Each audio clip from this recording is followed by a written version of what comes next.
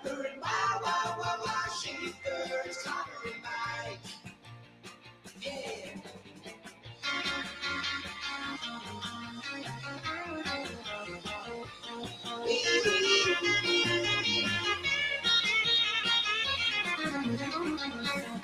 Happer and Schaefer.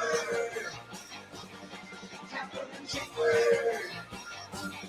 Happer and Schaefer, it's Connor and Mike. All right, good morning and welcome in. Happy Tuesday. It's Happer and Schaefer here on 1620 The Zone, 1620thezone.com, the Zone Radio Network. I'm Connor Happer alongside Mike Schaefer, Joey Warcola. Hi, guys. What's up? Good morning, gents. Good morning. Not a lot is up. It's a Tuesday. The trade deadline was yesterday. It was yesterday. I spent way too much time just sitting in front of a television watching it and then trying to think of like why it was so incredibly entertaining to just watch. I was watching It's the like MLB. it's like the red zone of baseball. Right. So it was like MLB Network is what I had on. And so we would jump around from like John Heyman to Joel Sherman to Brian Kenny to Harold Renton. Like they all have different thoughts. None of them are like so captivating on their own, but the whip around of it and then the just constant flow of. Wait a minute. We got another one. Just the constant flow of stuff was endlessly fascinating. I was happy. We'll discuss it here today. Well, I was happy that the Royals did one thing. Yeah, I was expecting them to do zero things. Yeah, I didn't even notice the Royals yesterday. They did it under the radar sort of thing. They somehow were able to trade Chris Bubich, even though he's hurt. Oh, I saw that. Actually, to the Dodgers. Yeah, so congratulations for Chris Bubich He's on his World Series. Yeah, that's great. He gets a ring, even though I don't think he's going to be back. I don't know if he's going to be back this month or next month or, what his situation is. The Royals did this with did Danny Duffy? I think Danny Duffy got traded to the Dodgers too, even though he. That sounds right. So I don't know what the Dodgers are up to. I don't know what they're cooking, but they're like, I'll take all the Royals Danny pitchers Duffy's who out are of baseball injured. now, right? He is most certainly out of baseball. When do you think Danny Duffy's last? I would imagine that Danny Duffy last pitched in the major leagues in 2021. Yeah, he never pitched for the Dodgers. His entire career was with the Royals. He was really good in 2021. Did he get hurt that year? Yes. And then his career just kind of ended. Basically. He never got back to the majors? No. He was in a couple more organizations after the Royals. Yeah, he never got to the majors with them. The last time he was in the majors was 2021, where he started 12 games with a 2.51 ERA. He was 4-3 and was pretty good. Danny Duffy had a much better career than people would probably remember. You might remember. How would you remember? I would think that he was just sort of a back of rotation arm that kind of bounced around between being healthy and not being healthy. Well, the guy had a 20-WAR career, which is better than some pitchers that got traded. I mean, he was the Royals when he was healthy. He was the Royals' best guy for like 5 different seasons. And some of it was that his best seasons came immediately when they weren't winning the World Series or competing. His most memorable and impactful time was being a reliever in for the 14 and 15 teams. He had just 14. I think it was hurt in 15. No, he pitched in 30 games in 2015. So he was actually very from 2014 to. I love that we're talking about this is the sort of stuff I dork out about. From 2014 through 2019, he made at least 20 appearances every year, 42 in 2016. Yeah, he split time between starting and relief. Exactly. He was one of those guys they couldn't figure out whether they wanted to keep him as a starter or make him a reliever. And he was really effective at times at doing both, which is anyway, really good. So he joined Chris Bubich joins the Danny Duffy club. Does Chris Bubich wear a bear suit? No. That was thunder. That was loud. We just shook the entire building. Yeah, I saw a flash of lightning. I was wondering if a station was off the air, but no. It's got to be very close. To being off the air? No. The lightning was pretty close. Oh, okay. Yeah. I definitely also thought he meant that it was very close to being off the air. Yeah, I think does Joey have a sixth sense for this? No, don't no, know. no. I was talking about the Okay. lightning. I was talking All about the lightning. Joey's always thinking about So we have a little little flash thing above the TV. Yeah. In case you were wondering, whenever that goes off, that's not the phone line. I've been trying to get used to that. Yeah, that's when we're off the air, right? Okay. Or Was it flashing the other day just- then when we were off? No, it was. It was not. Okay. It was flashing some of the days, but that was for other stations. Okay. That's what I was told. So the All right. light is for other stations. The white is not for. Well, our station as well. Oh, okay. All the stations. It's anytime It- anybody goes yeah, off the yes, air. Except when we were off the air on Friday. pretty much. Yeah.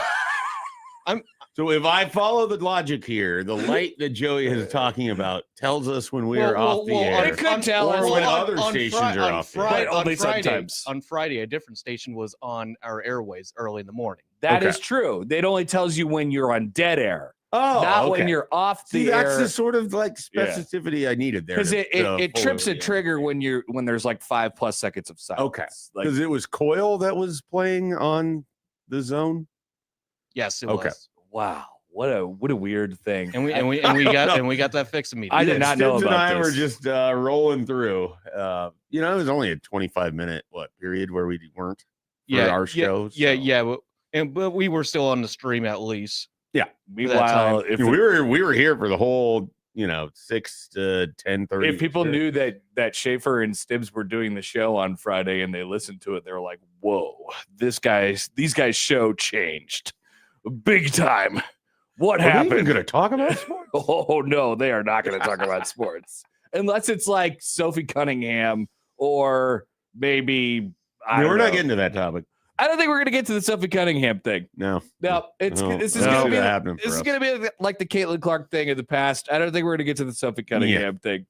I don't know why people in the WNBA are such lightning rods for just weird crap, but that's all I'm going it's to wonder 100% about. because outside externally they're forced to be lightning rods for this stuff. I guess It seems that way. people anyway. definitely will it into existence. There's no doubt about that. Anyway, wow, what a start to the show. Here we are on a Tuesday, ladies and gentlemen. Today we will have our regular guest, Mitch Sherman, will join us coming up at 8:30, and Jacob Dill will join us at 9:15. Also, a special guest today. Did you know this is the week of the Pinnacle Bank Championship, Omaha's professional golf tournament?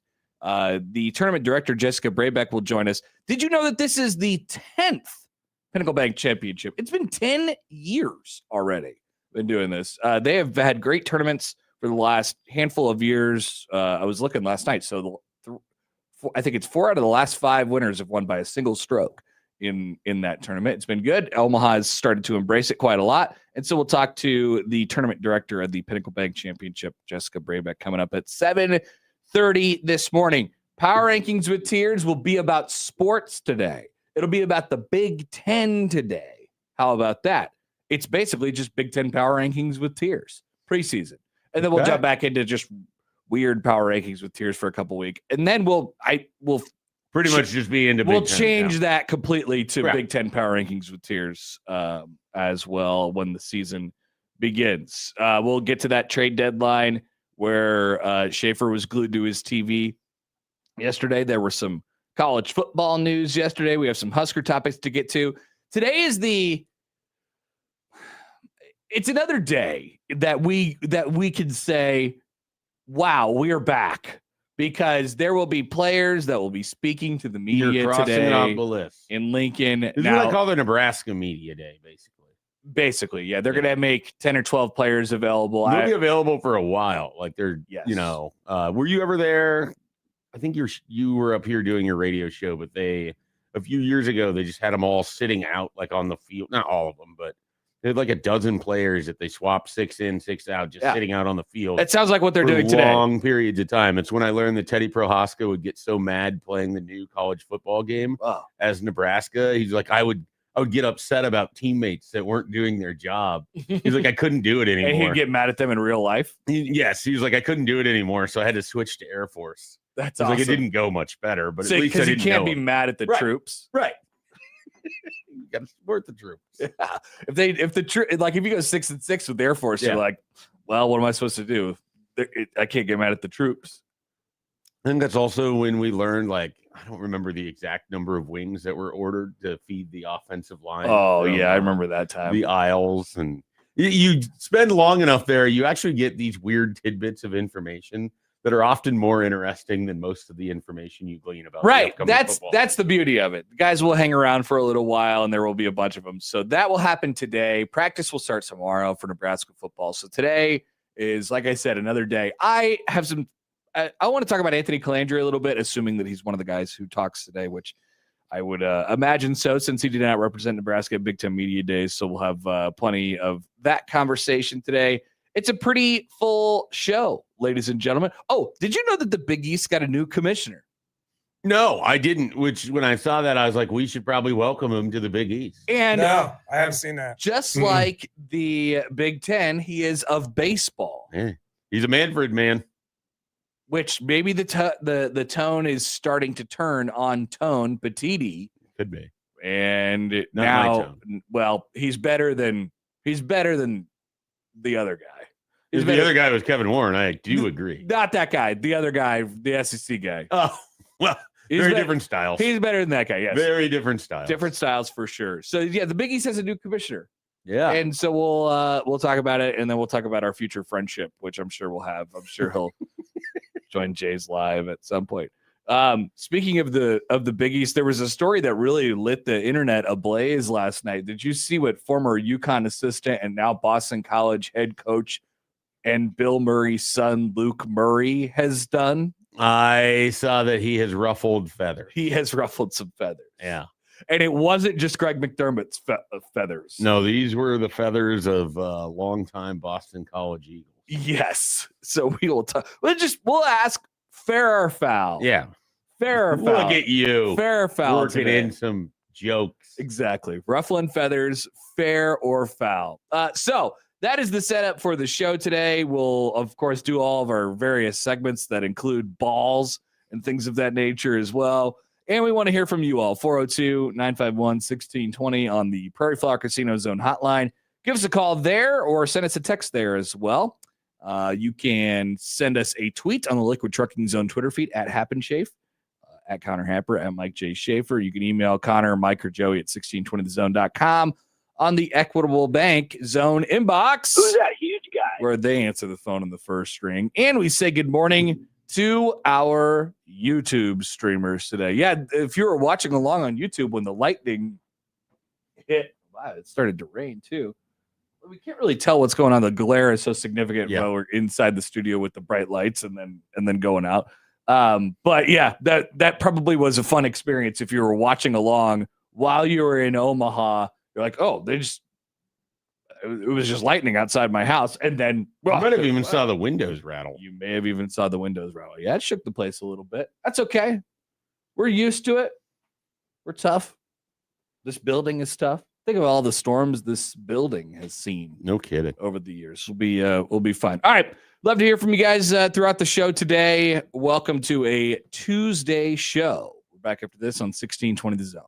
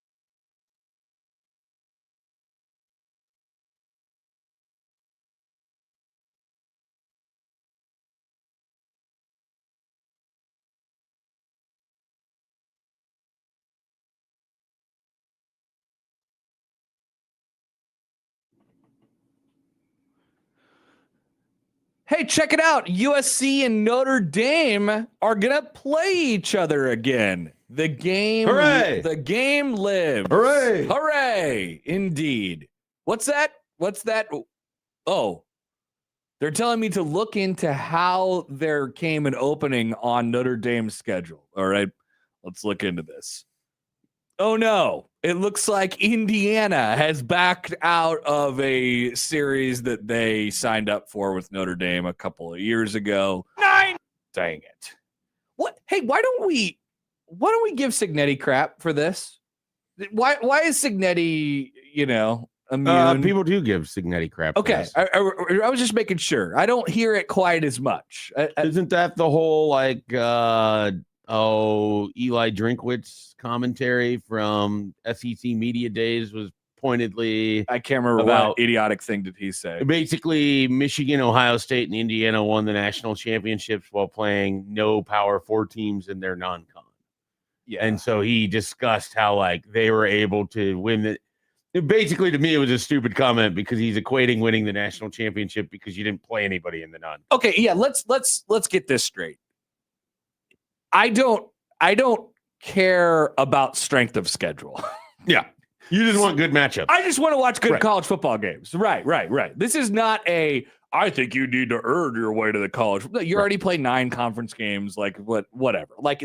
Indiana beat everybody last year.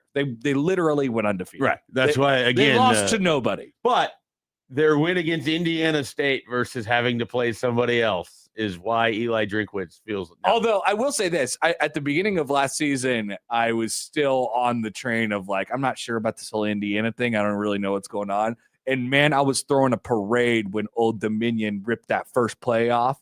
First play of the season last year, Old Dominion ripped off a 65-yard touchdown. Yeah, that's right. Against Indiana. I was like, let's go. It's time. This is my Super Bowl. They're dying right now. I'm very, very excited about this, but then it didn't turn out that way. No, it did. Very much did. They did exactly the opposite, actually, and they won the national championship. I think it was after the Illinois game, leading up to the Oregon game, I was like, I just think Indiana's better, and I'm tired of doubting Indiana. Mm-hmm. And so leading up to the first Oregon game, when they played out in Eugene, and so I took Indiana that week. They went and they won that game. They were the better team, and it wasn't really a question to me. They were the better team. That's kind of when I was like, all right, I'm not questioning this anymore. I'm just going with Indiana here. It's amazing that this is before Indiana was.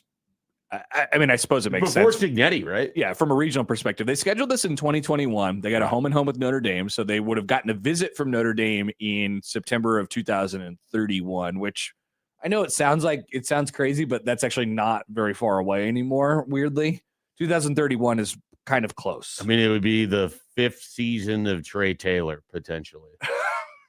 If you want to think about it in that way. A guy that we know about could potentially be playing college football. Yeah. I mean, that's how you know it's pretty close. It's not 2038. Someone in Nebraska's 2027 recruiting class will be starting the game in 2031. Yeah. The easiest way to phrase it. So USC and Notre Dame instead goes back in the schedule because Indiana backs out of this game. Of course, USC and Notre Dame have gone through their whole thing. They've been playing each other forever, and now had the stoppage during COVID. Had played 95 times before that, and will play. I believe will not play this year. And they're not playing this year. And then it will take a break until 2030. Yeah. Now when they come back on the schedule, which is great. I'm happy for USC and Notre Dame that they continue their rivalry. I don't know why it had to end like that in the first place. I am pro those types of games being played. I think it was on the day you were gone, but I sort of rhetorically asked the question, what's your favorite sort of I don't know if that has to be a non-conference rivalry, but a continually played, long-standing rivalry. USC Notre Dame has to go toward the top of the list. One I forgot to mention was that somebody mentioned to me was Pitt, West Virginia, which is great. I'm glad they could. The backyard brawl, right? It's fantastic. So I love when these games get played. I hate when teams back out of them, and I'm glad we have more USC Notre Dame. I think I've admitted this before, but I'm kind of basically I enjoy Notre Dame. I like Notre Dame to be good. I think it's good for college football when Notre Dame is good. the seasons in which they have like their big runs, it usually always stands out because they play all of these different teams all the time. And so when they were playing like Michigan and Penn State with regularity, I like that. They would play Stanford every year, and Stanford was good with Jim Harbaugh, and I like that too. And then you would get the occasional games of Florida and Miami. So like I've always liked the Notre Dame USC game as well. And so it's a pretty big bummer when that went away. Now they have that mostly like ACC. Yeah, I don't love that. I don't that's always weird to me. You get like the good Florida State Miami game, Clemson one time. There was a Clemson Notre Dame game that was really good. Oh yeah. Like it was 2019. COVID, right? 2020. Yeah. It was right in that stretch because Clemson was still upper reaches of the sport at that point. The standout for Notre Dame this year, we're talking about this year now. Of course, they don't play USC again until 2030 now. But they start the season with Wisconsin. They go to BYU this year, and they play at home against Miami in November, which is absolutely fantastic. Yeah. But that's also part of the kind of ACC thing. They have Purdue, which is a long-standing rivalry on the road this year. They have Michigan State, which they're pretty familiar with each other. So credit to Notre Dame. Play Navy every year? Yes, they do. They're playing them at Foxborough this year. The year that Bobby Johnson and Navy upset Notre Dame, it would have been like 2007. Awesome. And it was I want to say it was a first win in the series for a long time for Navy. Like that was really cool. Yeah. That was a heyday of me just like, oh, there's a college football game on. I'm going to watch it. Yeah. And I'm excited to get back to that this summer. Have they ever had a we end the season with this team game? No, because they're scheduled. Sometimes it was Notre Dame, sometimes it'd be USC, but it'd be weird because they would end the season like a week before everyone to do that because USC ends with UCLA. Right. They usually end on the road, usually either at USC or at Stanford. Right. And then whoever they host, they would play in mid-October. This time with USC in this 4-game series, they're going to play them between the first 3 weeks of the season. That'll be kind of weird. Yeah, it's going to be different. It's always sort of because the way they scheduled was just different than everybody too, because you're an independent, so you'd be playing these random games. They always feel like a school to me. I mean, they're a classic. It's Notre Dame. They should have a last game of the year standing rivalry with somebody. I don't know who it would be. I don't either. I'm pleading with them. This year it's at Syracuse. They're at Syracuse this year.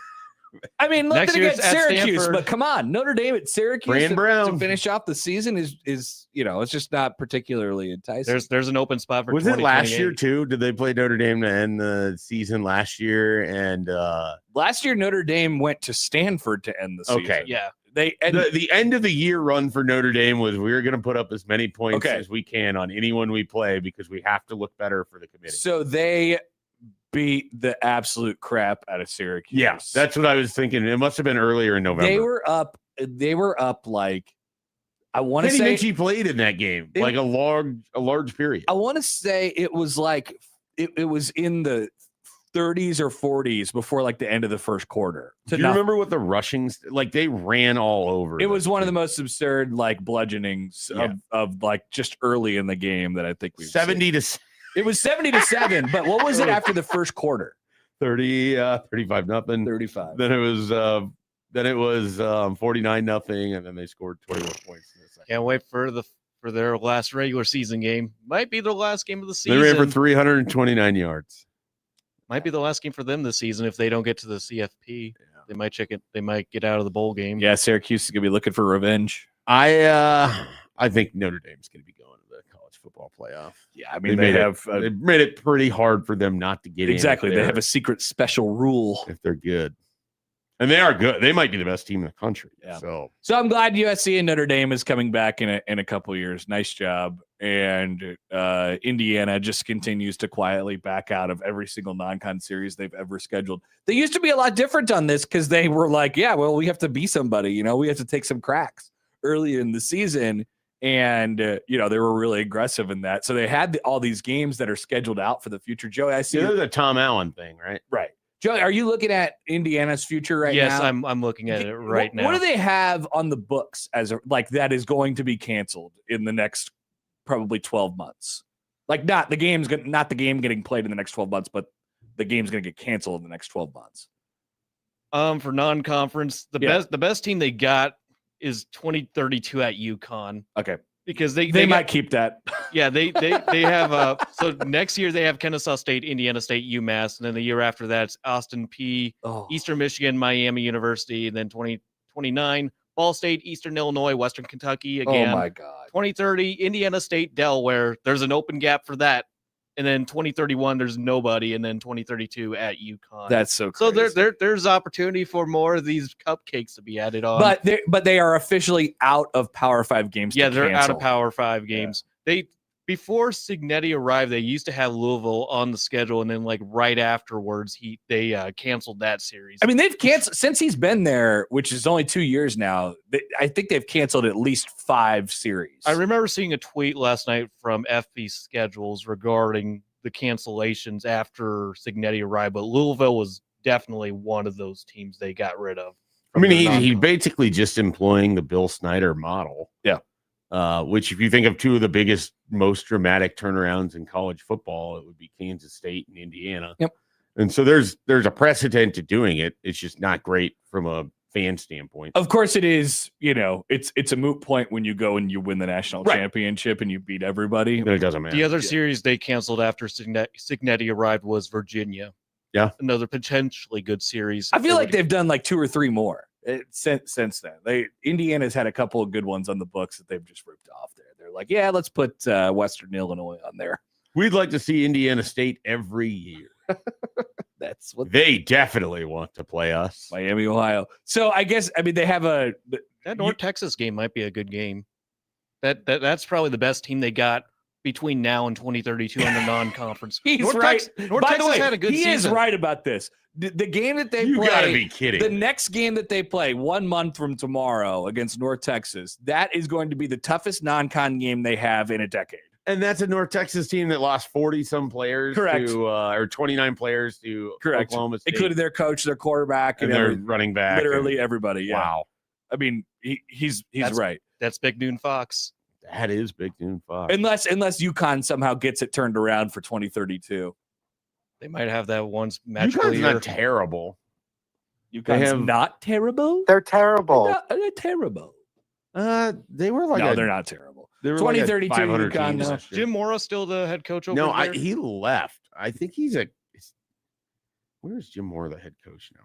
I was going to say something, but I feel he's at Colorado State. Okay. Which I noticed through the video game and then was dumbfounded by. And he was immediately let go after a bad first season. UConn has Jason Candle. Okay, yeah, the Toledo coach. He was the old Toledo good. guy. Yeah. Maybe UConn will be okay. This is a new thing. Jim Mora was there last year, and then they had an interim for a game, and now they have Jason Candle as their head coach. I don't know. Maybe Indiana will cancel that game if they smell UConn getting too good. They have a winnable schedule for this season. Who? UConn. Oh, okay. I was gonna say. I was like Indiana. Yeah, they definitely do. What's their schedule? Tell me about what this is. We off can the plan on rails. doing Lafayette right into balls of steel next segment. We can do UConn. Just do UConn. You would have to read them through the Group of 5 book. Yeah. Well, we might as well use Phil Steele's magazine up. But they got Lafayette, Maryland to start the season at home, then at Southern Miss and at Miami, then host Syracuse at Temple, bye week, UMass at Air Force, North Carolina, James Madison. That's gonna be their toughest. Wait a minute. So are they an independent? Yeah, they're independent. Wow. And then Old Dominion, then at Wyoming on Saturday, November 28th. Fantastic. You'll have to Larry to watch some UConn. That's watch pretty good. Biggest... That's a fun schedule. Yeah. Shout out to UConn. Nice job. You can catch most of their games on CBS Sports Network. Awesome. That Maryland game could be kind of fun right away, right off the bat. Second week of the year. Watch 2:30. Watch CBS Sports Network. Brian Kelly's probably on the call. Probably is. Sounds so Maybe weird. they'll send Tony Romo down to the minor leagues to get some reps in before he comes back. That would be incredible. What if Tony they send... Romo calling Mountain West football? Tony Romo doing a UConn football game would be incredible. What if they send Tony Romo for Nebraska, Iowa on Black Friday? Just Perfect. Keep him on college football. Absolutely fantastic. He could definitely do some weird stuff. It'd be great if he just leans into this. It does feel like they're probably gonna fire him though. Yeah. I think they're gonna look to find a way to save the money on that giant contract. That's crazy, man. That's crazy. All right. We will take a break. Yes, we'll get into our college football preview. It won't be UConn. We'll pick somebody else in our Sorry, UConn. in our balls of steel. Plenty to come today. Like I said, Mitch Sherman and Jacob Adil will join us later. We'll talk Pinnacle Bank Championship with Jessica Brabeck coming up at 7:30. Power rankings with Tears. Stay tuned on a Tuesday. Happer and Schaefer rolls on 1620 The Zone.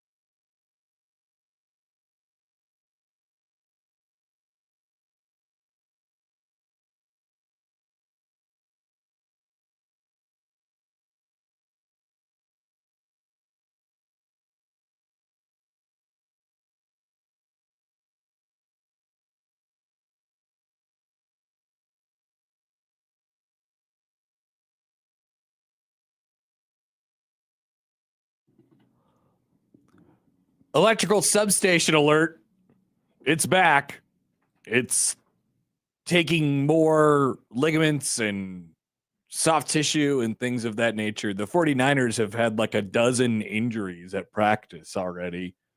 Now, you shouldn't be surprised if you heard about a Mike Evans injury, considering that it's Mike Evans. Yeah, I thought about throwing this into free balling later. Okay. I did not. So we can. Okay, good. Yeah. They had a torn ACL yesterday from an Indiana guy, Mikael Kamara. Yeah. Sadly, they've had a variety of different injuries, and none of them are Christian McCaffrey, which that's coming at some point. So get ready. You're going to hear a lot about electrical substations coming up in the next several weeks. And we didn't even talk about the weirdest part of their entire offseason, which is everything that happened to their head coach in the car accident that wasn't reported on for like a 10-day stretch. Yep. And then Chris Sims talked about how he almost lost his eye. Mm-hmm. And then the accident that everyone thought was in the Bay Area was in Chicago. And then he admits that he was at total fault for everything that occurred. It's just a weird. I don't think there's any I don't have tinfoil hat, or I don't think there's any weird conspiracy with it. It was just the flow of information on all of it was very odd. Very, very weird. And then he showed up on WGN and they photoshopped his face onto the Mitch McConnell picture. Did you see this? No. They photoshopped his face on, the Mitch McConnell picture where he's in the hospital and he's got that shirt on. They put Kyle Shanahan's face on it, and they put it on TV. Oh, no.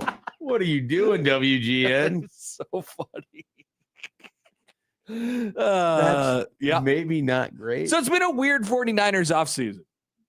It's been a weird 49ers offseason so far. We'll see what comes up next. They may have an early lead on Bad Vibes team.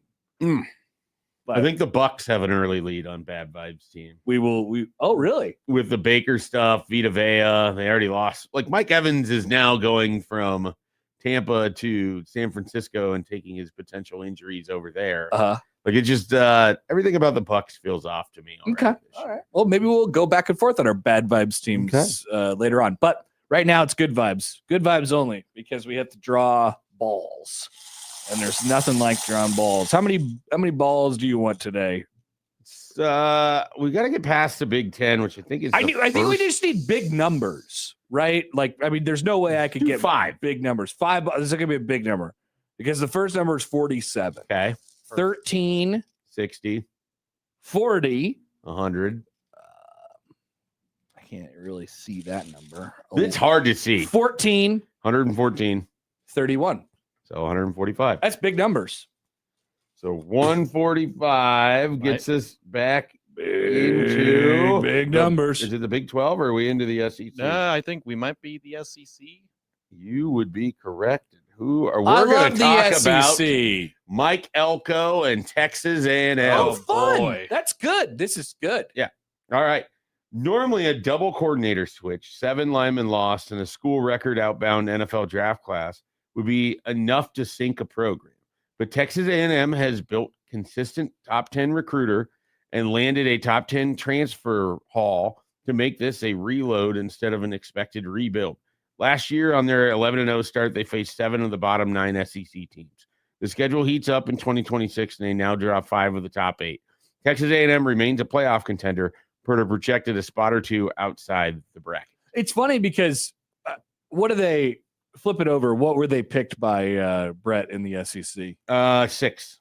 Yeah, they're picked 6 in the SEC. I mean, who was picked 6 in the Big Ten? Like Michigan, Penn State? Michigan, because I think Penn State's 5, USC's 4. So I don't think either of those teams are playoff teams. No, I think the Big Ten has like 3. I think the Big Ten's 3 top teams are better than the SEC's top team. Yeah. And then the SEC's next. Is it the Big Ten and the SEC are each 6 getting teams are better than the Big Ten's next whatever 16? I think so too. The middle of the pack of the Big Ten is better. But like as far as the playoff is concerned, what, 4 each?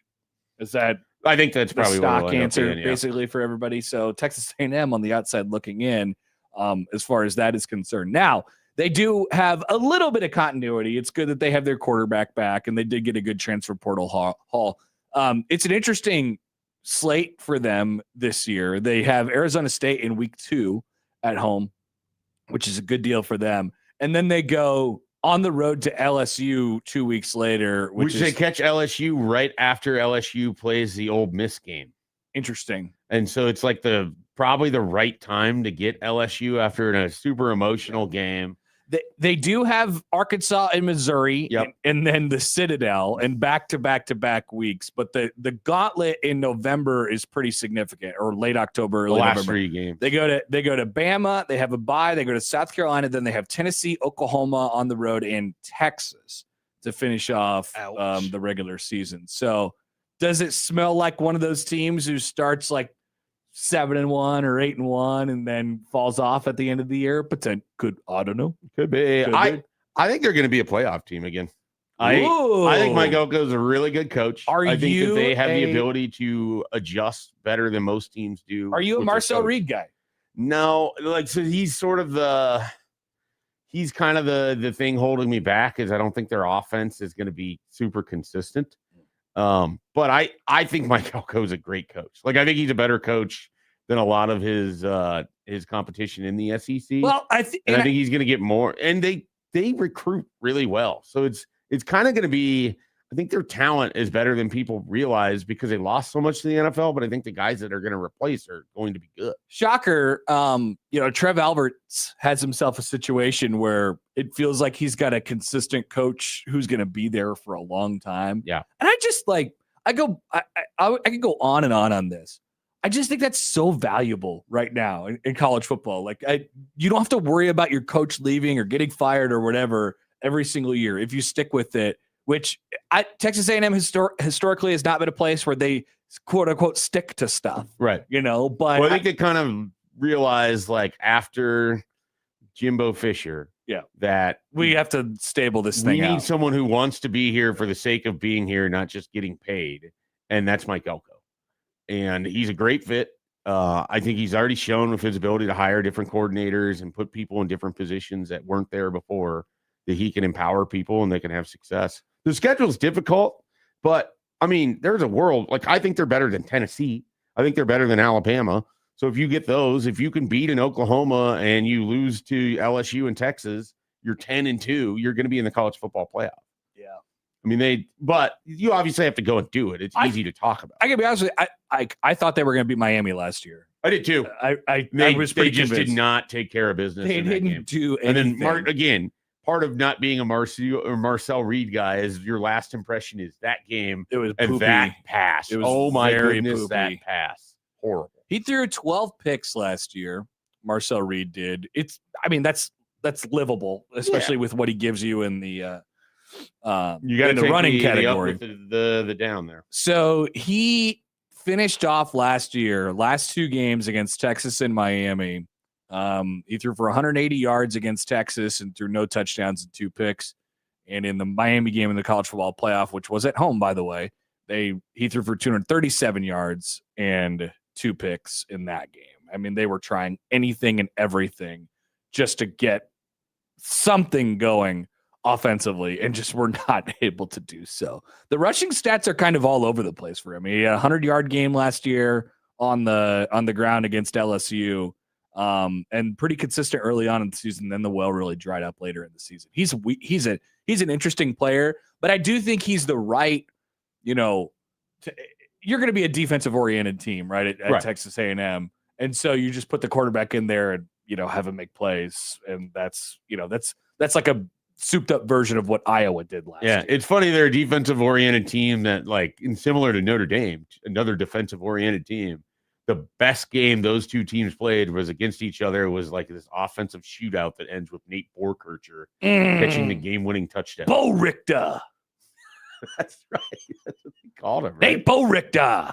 Yeah. Who was the broadcaster for that? I think it was Gus Johnson. Was it Gus Johnson? Yeah, it's got to be Gus Johnson. So Mike writes in, he says, who is the projected 11th place team in the SEC? I would imagine they would beat the Tar out of 11th place Nebraska.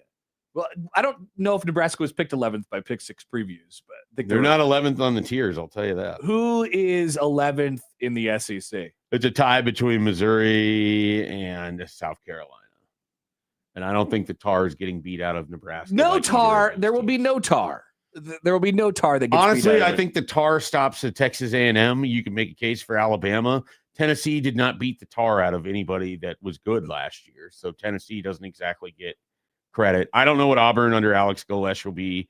Missouri does the early season start and the late season fade. South Carolina, Shane Beamer's on the hot seat, and they were garbage after being a top 10 team last year. Florida could be really interesting. They're at 12. Yeah. And then after that, it's Mississippi State, Kentucky, Vanderbilt, and Arkansas. This is really the story. You're seeing this, play out amongst the two conferences, and Nebraska's got to get to the point where they're more with their Big Ten peers as far as how it's supposed to look. But, you look at South Carolina and you look at Missouri and you're like, whoa, they're talented. I mean, they've brought in some guys over the last couple of years, and look at their court, Lenora Sellers at South Carolina and Austin Simmons now at Missouri. He comes over from Ole Miss. You're like, wow, they got some talent. They got some guys, but the coaching is better in the Big Ten. The coaching is better in the Big Ten, and the stability is better in the Big Ten, and like know where you're going to be. And like that gap is making up for the Big Ten's perceived lack of talent, the talent gap that the middle of the Big Ten has. I don't even know if it's perceived. It's real. Like South Carolina has more talent than like Nebraska or whatever it is. Maybe you would debate that. I don't know. No, but South Carolina has more talent. Whether they get as much out of that talent, exactly. Nebraska, that's the issue of Nebraska. Nebraska's have more talent than other. And so Nebraska's got to get closer and closer to being more Big Ten-y, I guess, in that way. But I don't know if there's any tar that is getting beat out of anybody from middle. No, we're talking about one of the top 6-7 teams in the. There we do it. There we go. Thank you. In the SEC versus Nebraska, yeah, I think there's a possibility. There'd be some tar that would escape at that point. All right, that is our preview for Texas A&M. Awesome. That was fun. All right, we'll take a quick break. 7 o'clock hour coming up right after this on 1620 The Zone.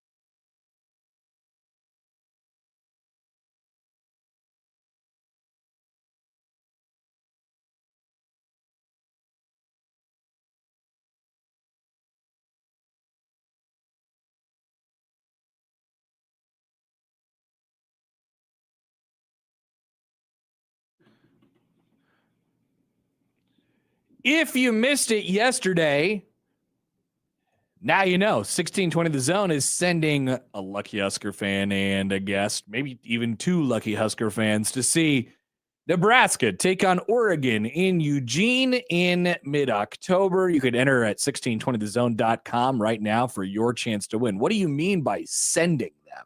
We don't just say, go. No, we pay for it. 2 tickets to the game, round-trip airfare from Omaha to Eugene, a 2-night hotel stay, and 150 extra bucks on top of that. It's brought to you by Woodhouse Auto Family and 1620 The Zone. You should enter that contest. I've heard nothing but good things from people's trips to Eugene over the years. Got a couple tweets here from folks on the electrical substations. Here is Nick on the Liquid Trucking Zone Twitter feed. I wish we could have gotten Aaron Rodgers to finish his career in San Francisco. Imagine how much he would talk about the electrical substation. Man, did you see what that guy did yesterday? Yes. We don't. Joey would never miss it because it happened on ESPN. That's a network that he hates. I am very. What he was on McAfee's show? Oh, he was on McAfee. All right. What did he say? He said lots of things. I want to know all about it. You should get you should Google like a transcript to it. I mean, I'm sure it's out there. They just basically gave him a mic and he just let him rant. He just absolutely ripped it. And Pat McAfee was like, the entire time. Anthony Fauci came up, so I can tell it was a wide-ranging conversation. He was like, why doesn't ESPN talk about Fauci? I don't know, Aaron Rodgers. Why do you think ESPN doesn't talk about Fauci? What does ESPN stand for? Something with sports. I blame the Steelers entirely for allowing. Nobody was signing this guy. His last game was poetically perfect for me in the playoffs, where he just gets absolutely demolished. The playoff game they had no business being in because the Ravens kicker missed like a 31-yard field goal. Someone had to win that division, though. Tyler Loop can't make a field goal. Right? The Steelers are in that game. I'm just glad he's not the Packers quarterback. Just demolished. You should be. It probably took you a few years to come around to that. But I mean, I appreciate his time over there, but near the end of his time in Green Bay, I just grew tired of him in his antics throughout the offseason. That makes sense. So I was very pleased to move on. I didn't even care about the Steelers. That was like 5 years ago. I know. Yeah. It's hard to believe. We're still here. He's gone off the deep. But I think he's mad because they talk about they're trying to find his wife or whatever, and he keeps leaving breadcrumbs. He's the only one talking about he's the only one talking about this. He is such a diva.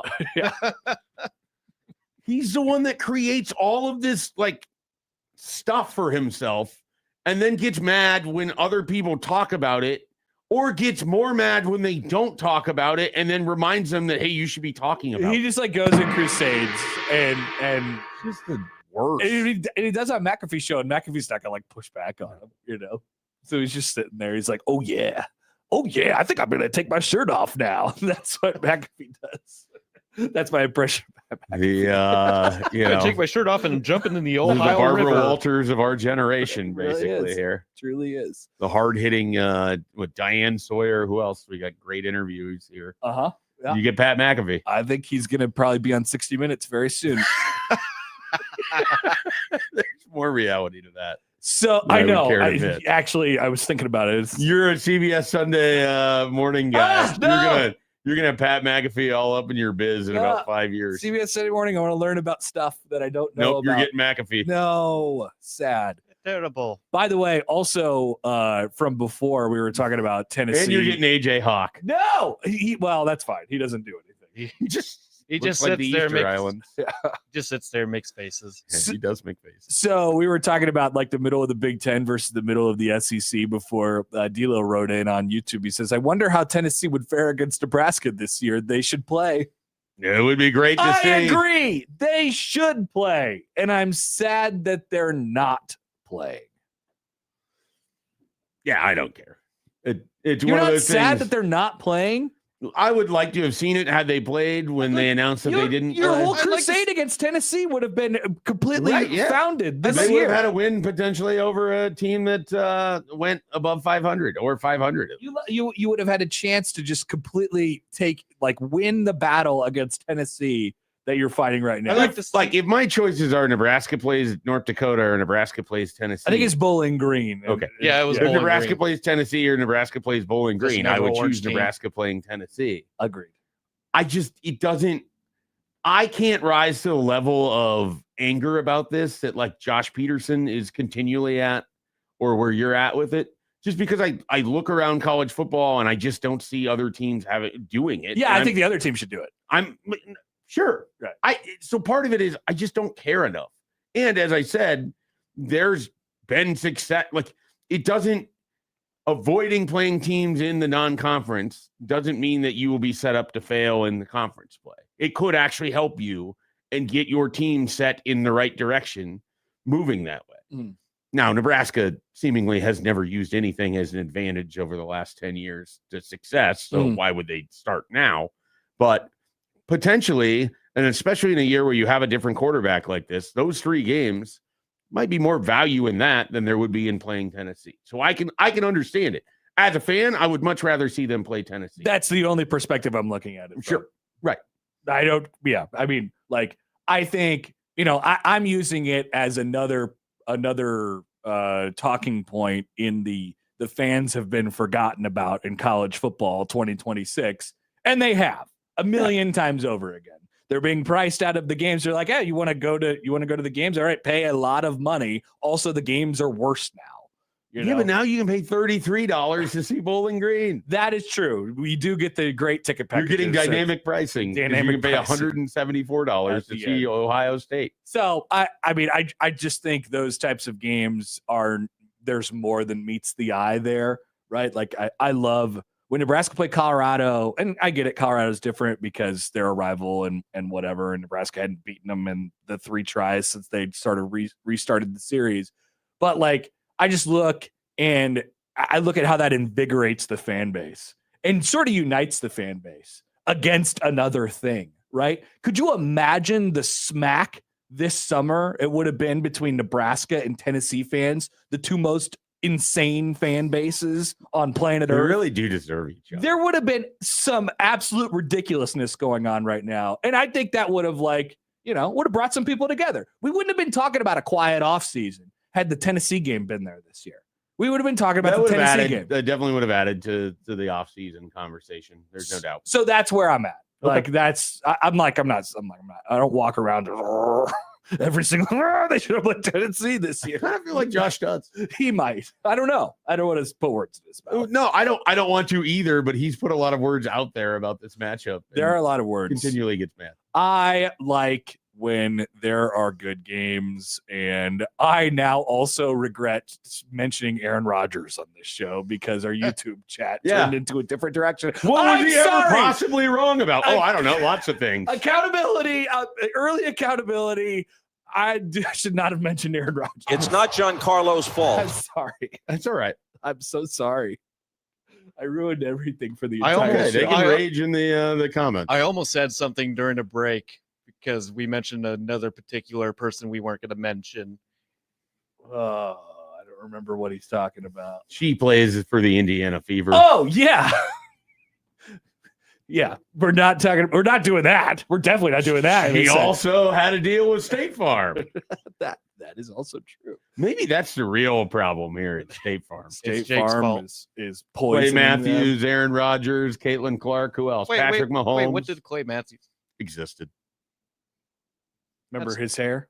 Yes, I do. And And now he's going to be on the Netflix coverage. He's going to be in studio for the Melbourne He game. is? Yeah, with man. Michael Irvin, Nick They Foles, have and- a team. I'm going to get this into free balling. Michael Irvin. It's not even going to be a Clay question. Matthews? Joey's just going to read off all 37 people going to Australia that are going to have a spot on a desk somewhere. That they need a bigger desk, it sounds like. What is that? In Sydney, they have the big. Is that The like Opera the House. Opera House? Yeah. They're all just going to be in the Opera House. That's how. They're not even going to be on location. They're just going to do it from the Opera House. Texter Lane says going to Tennessee and winning or playing them close and showing growth would go so much further than playing Bowling Green. That's his take on that. Maybe. I don't know. We don't know that. Right. We don't know that until the season actually plays out. But yeah. I would have just liked to see a lot of smack on the internet between Nebraska and Tennessee. You're here for fans. smack. I would have loved the smack. It would have been exciting. We would have dove right headfirst into the smack. Be the this most summer. entertaining overreaction show for one of the teams. That is true too. That is. We would just take the other one live. Yeah, we would just take their feet. We could have had some Tennessee media on. It would have been good. It would have been fun, but that's okay. We did not get that. In a couple minutes, bottom of the hour, we'll be joined by Jessica Brabeck from the Pinnacle Bank Championship. But let's first do, Big Ten power rankings with tiers. I'm excited to see how far we differ on some of these. I have 6 tiers. I have 5. Okay. I have 5 tiers, and one of the tiers has one team. I have 6 tiers, and one of the tiers has one team. Okay, I'm curious. First tier, is it what everyone thinks it is? It's chasing rings. Yeah, mine's called Tippy Top. Okay, I like that. Thank you. Who's in Tippy Top or chasing rings? Oregon, Ohio State, Indiana. I did Oregon, Indiana, Ohio State, but Okay. I think they're all very close. Yeah. This is in the exact order of how I see the conference right now. Power today. rankings with tiers. Yeah. So in its number true 1, form. Oregon, and number 18, Purdue, just to give you a preview for where that's going. Same. This is my solo tier, I believe, but not the same tier as the 3 teams above. So this is USC for me. I think they're a playoff team. This is exactly what I did. Okay. So here we are. So my second tier is called Don't Completely Trust You Yet. Okay. There we are. And it's just USC. Yeah. Because they are so much better than what comes I think after. their ceiling for this season, we're talking about this season in particular, their ceiling this year is higher than any of the next teams that I'm about to 100%. I mean, their ceiling this year is I think they can win a national championship. Their floor is I think that Lincoln Riley could get fired in the middle of the year. Yeah. That's a big So, gap. No one has a wider chasm in the Big Ten than they do. That's a big gap. Yeah. So, all right, we completely agree on USC so far, and we're only out of order on one team, Indiana and Ohio State. It's going to get weird probably in the next 2 teams. I think it's going to. Yeah, we're going to start differing right now. Okay. So my third tier is called the rest of the playoff contenders. Okay. The rest of the these teams could potentially make a playoff. One of them might. I don't think 2 of them will out of this group. Michigan. Okay. Washington. Okay. Penn State. Okay. What am I going to say next? Iowa. I am going to say Iowa. Iowa. Are those all the teams in your tier? Those are the teams in that tier. Yeah. I have the same exact tier called upper middle in a different order where it's Washington, Penn State, Michigan, Iowa. Yeah. I didn't really know. I don't know what to do with Penn State this year. Here is what I'm going to say. I have 3 tiers starting with upper middle, so you can kind of guess how these are going to be called. That include 4 teams each, and they could be put in different orders within the tier, but I think there's a clear distinction as to why the teams are not in the tier above it or below it, for that matter. Yeah. There is a 12-team grouping inside the Big Ten where there could be some mobility, but none of them are so bad that they would be in the bottom or so good that they would even get to USC. Yeah. Yeah, I think that's a good way to put it. Michigan is all of the 3 here, Michigan, Washington, and Penn State. A lot's going to be decided in that group. Sure. I don't think any of them are college football playoff good, though. I can't see a world where they go 10-2. Any of these 3 teams. Yeah. You can't see Washington going 10-2. You can't they have to win away from Washington at some point. They do. Yeah.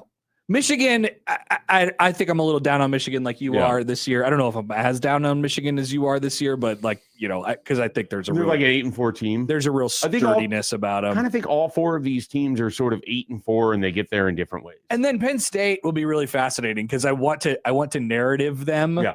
Because I was like, I understand what they did with James Franklin, but I also understand that they hired Matt Campbell, who is going to be fine, I think, at Penn State. Like, I think they'll be sturdy, but not as good for as long as they were with James Franklin. So the thing with Matt Campbell I'm most fascinated by is we've done this whole, like, if you bring your team, it works. What happens if you bring your team to an entirely different sort of conference? And I understand how it went for Kurt Signetti. just don't expect a quick, immediate success for an Iowa State team that was more of a yo-yo. Like at James Madison, they just won. Everything was this streamlined process. They won a bunch, etc. At Iowa State, you had your ups, and then you would drop off hard. But that's what you would expect at Iowa. I think the story is, though, they like the bottom line for Iowa State with Matt Campbell is they punched up. They were competitive. Right. And they so were always competitive. Can they get that same group to punch up in a different conference? And can he punch up in the Big Ten? I don't know. A problem? I'm not sure. Like that could go they're really a fascinating either way. team. And then there's Iowa for me, who is not a fascinating team. They are what exactly you expect them to be, and they will be it again. Oh, I'm fascinated.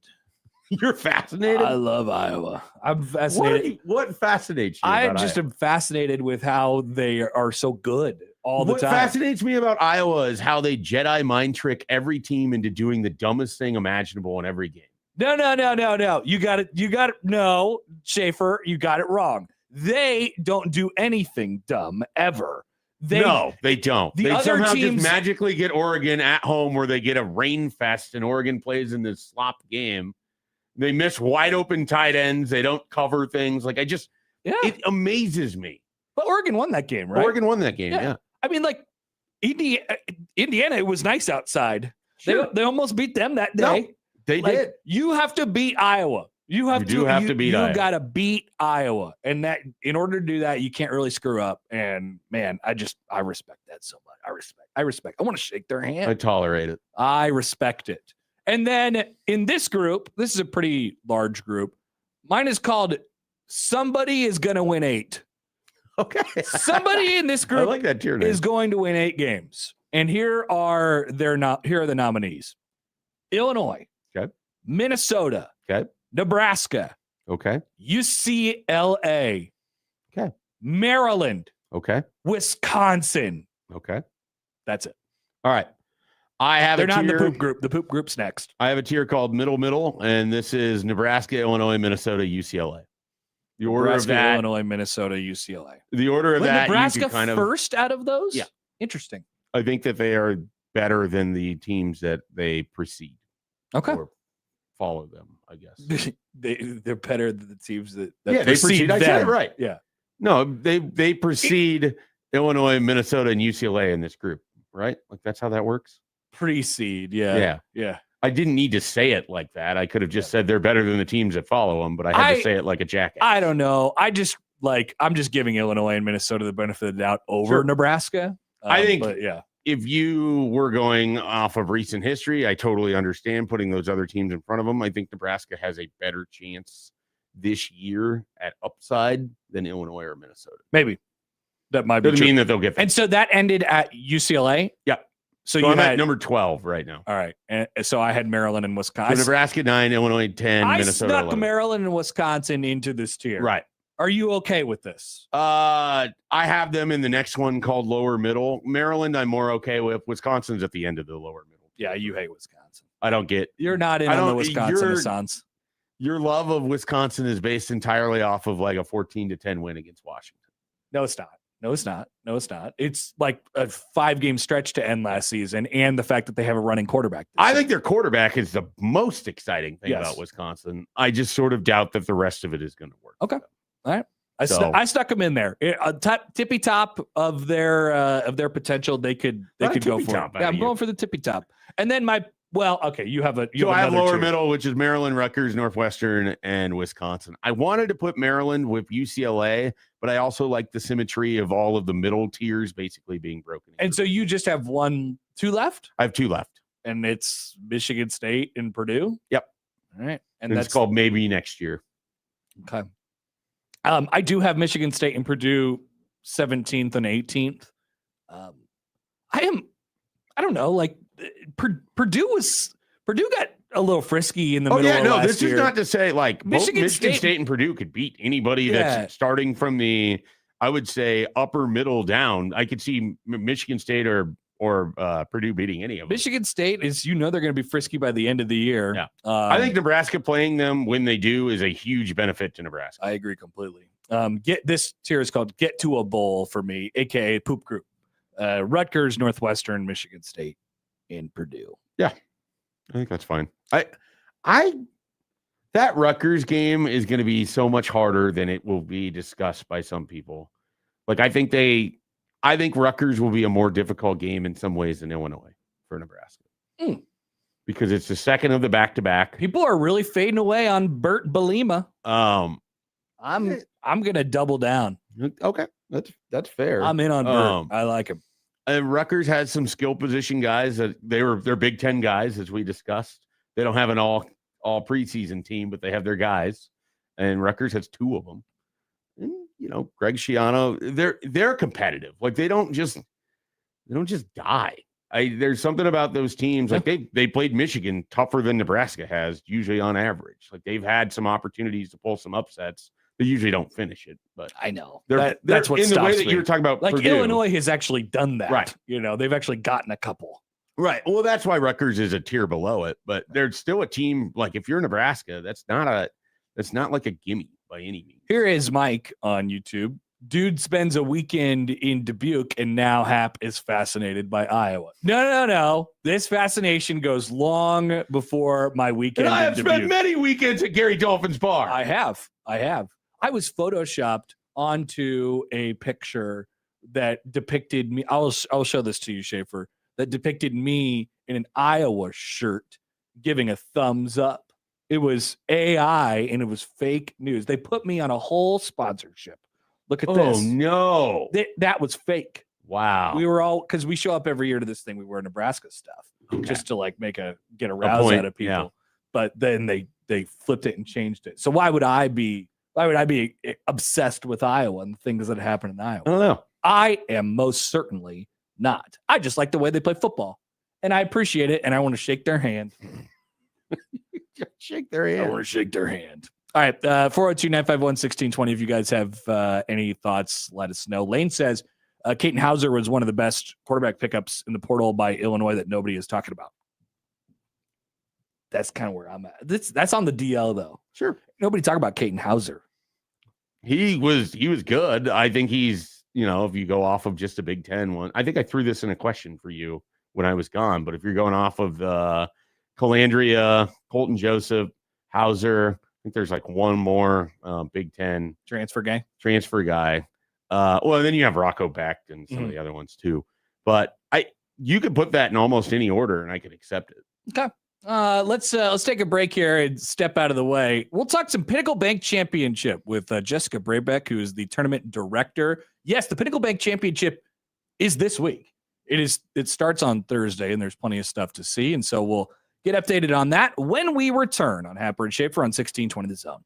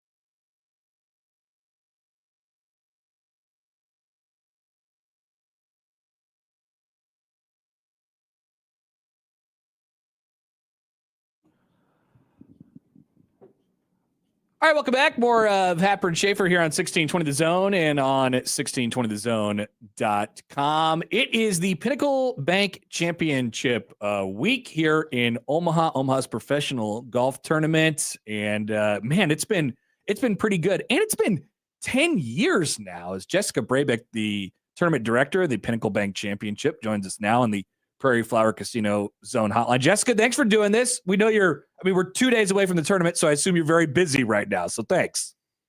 Good morning. Yes, we've been out here for a little while today. I got some rain this morning, of course, as well. Like the tournament week hits, and it's finally you're starting to feel like golf, and here comes the rain, which is something, of course, we cannot control. That's not a word that we say. We do not talk about rain. We do not talk about rain. We had a small, just a little bit of lightning delay this morning for the practice rounds and things, but otherwise, yes. I mean, like with our staff here at the Pinnacle Bank Championship presented by Woodhouse, we go through a lot of different scenarios. That way, if something does happen, you're prepared. So I'm really hoping this year, if we're super prepared, that we just have perfect weather this week. That's the hope. That's the hope indeed. It's a long time coming to get to this point where you're at right now. Like you said, on practice day, it's tournament week. Take me through the planning process and the process to get here. Has it become easier now that it's been happening for a longer time? What's the process like to get to this moment? Sure. So a lot of people don't realize the event is a nonprofit is doing business as the Pinnacle Bank Championship. So there are 5 of us that work on the event year-round full-time, and we have a great crew of interns this year that have come in to help us. And, obviously different stages out from the event, you have different things that you're working to achieve. You're working on planning your build, you're selling your sponsorships, you're recruiting those volunteers to come out. And now, last week was very important setup for us. So we were lucky with the weather there as well. But then just really, this week the tour people are showing up and more are on site. So it's more of the execution style and just kind of getting everything ready to go. We are 10 years old this year. And so we're really excited about that and hope that a lot of people come. We have some new things that are out here. So one of the big stars of this event is actually going to be the course and the clubhouse itself. They've undergone some nice changes out there at Indian Creek. They have a beautiful new bar area down in the basement and restaurant and the upstairs. What other changes have you seen sort of throughout these 10 years with working with Indian Creek and with that course itself?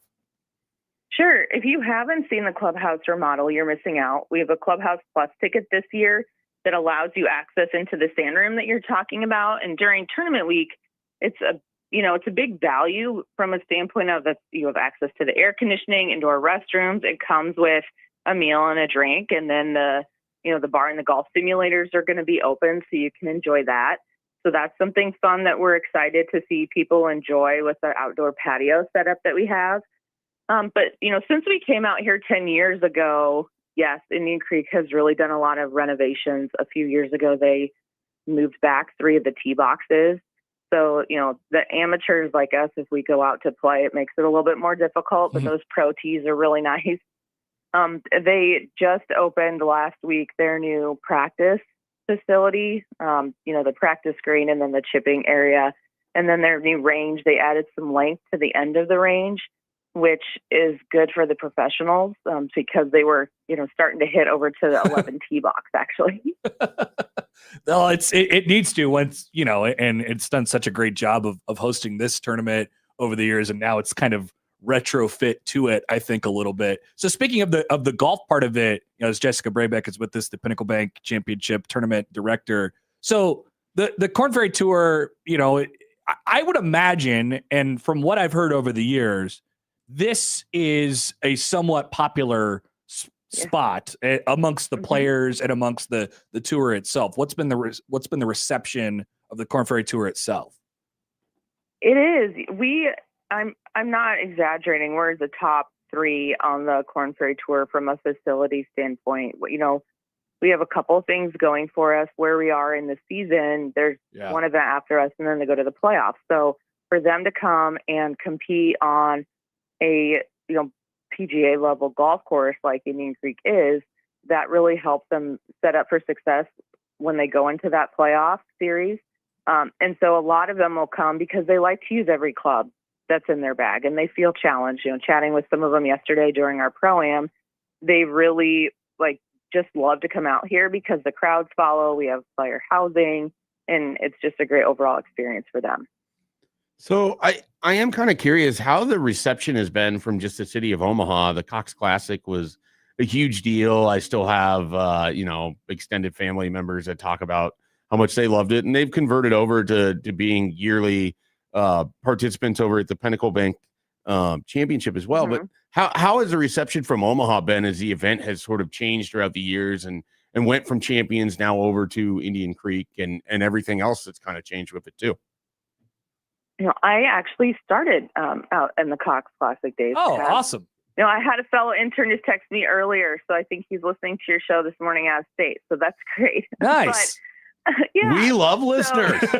There we go. We all love listeners, don't we? Exactly. Absolutely. Exactly. Yes. We did kind of keep that in mind when we first came out. We were very fortunate that the community understood what the Korn Ferry Tour golf meant.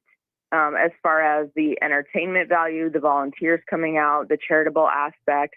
So that really helped us with that transition when we came out here to Indian Creek, so we could focus on more of where we're going to build the hospitality structures, what that looks like.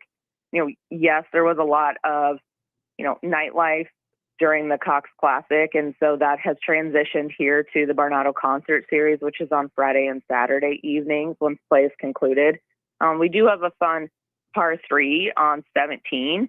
So they have to hit over the water. We have our Patron Zone there, our Hurdat Sports Pavilion, which gets a lot of the crowd going. We have a DJ, and that provides some entertainment on our 8th green, which is on the other side of the 18 tee box, actually, so it's not far away. That's also a par 3, so we have a new concession there this year in our Hobbies Cantina on 9, which is a fan zone, so the people can watch the players, as they come through. And then your 18th hole is right there if you turn around to the other side of the cart path. So it's very spectator friendly. And then we also have concessions out on 3 and 14 as well. Would you say that that's an area where it feels like that has really grown by quite a lot over the 10 years? Just the hospitality part of it, and it just feels like everywhere you turn on the course, there's something to do and something to see, and there's the golf. Well, and I think we've realized that not everyone follows the Korn Ferry Tour as actively as probably some of us golf junkies do. Right. And so having something that is like the RSM Putting Challenge and Youth Day on Saturday for the whole family to come and enjoy, kids 15 and under get in free. And so having that be a family aspect has been a lot of fun to see. But we also see a lot of people skipping out of work on Thursday and Friday to come and enjoy the hospitality. And, we've learned, too, that maybe making some adjustments. We have some air conditioning. So if you do have the hospitality ticket, your food's served in air conditioning to make it a little bit more conducive to just enjoying it. But then just realizing that people want to walk around. We were looking at it this morning, actually, with the new driving range layout they have. It's great. And which way are the players going to walk up to the range, from the clubhouse? And so just making some of those adjustments and seeing where everyone gets to enjoy golf. Hay's not in the barn yet, but it's close. Jessica, you've done a great job of getting this thing ready so far, and now you get to watch it all unfold this weekend. We will not talk about weather. We will hope for 78 to 85 degrees and sun the entire weekend, and perfect. It'll be a great thing for everybody. Thanks for doing this. Appreciate you stopping by. All right, thank you. It's Jessica Brabeck, who is the tournament director of the Pinnacle Bank Championship. Weather is something you have to deal with in golf. No doubt about it. But in Omaha, as we always know, it's always great weather. Always great weather. This is what I've heard. It could be a really nice, you get that 75, 80 degree, you hit that sweet spot, so it's not too hot, it's not too humid. There have been times they have played this in just unbelievably sweltering heat. Yeah. You don't know what you're going to get. I think they're going to avoid that this week. I do too. That's going to be great. That's what we keep saying. We keep willing it into existence. By the way, Mike writes in on YouTube. He says, quote, "We are 10 years old and we are really excited about that." What actual 10-year-olds would say. It's crazy. It's been 10 years. Yeah, it has. You know, and there was the brief gap after the Cox Classic, Right. which was so, I don't know, like People loved the Cox Classic. stuff in Omaha. If you're just around for long enough, like events like this, it becomes an institution. Like, and the Cox Classic probably was close to that, or Yeah. was that.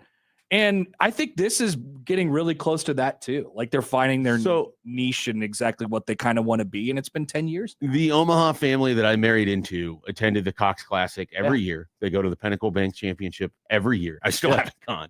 I'm married into this and I haven't. You gotta get it out there. Haven't quite fallen into it as well. But like these are such big events for like this family specifically. But just I can just tell like it's a huge deal in Omaha and the Cox Classic especially. And I think the Pinnacle Bank, like people have really embraced that. Yep. And I know that my brother-in-laws will be stomping around following their favorite. They follow the Corn Ferry. Like they follow this closely. That's awesome. One in particular has his favorite player is Scott Gucheski. Yeah. And so his son Luke will be playing here in this event as well. I was looking through the list.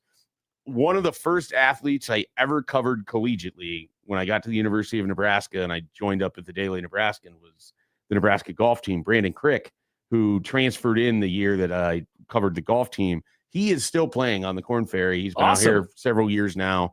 Tees off around 1:00 on Thursday, maybe at 1:25 on Thursday. Okay. So fun looking field. There's a lot of names I recognize from here as someone who mostly only watches PGA. So it should be a good time. You are of golf. We have to get you to the golf. Yeah, I got to do it. All right. I just got to go. I got to make time. Now that I live here, you would think, but I naturally you live like a mile away from the thing. I naturally filled my schedule up. Thursday would be my opportunity to go.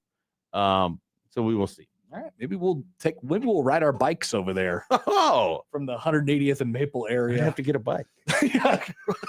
That would be a problem. All right. We take a quick break. Joey's got the headlines after this.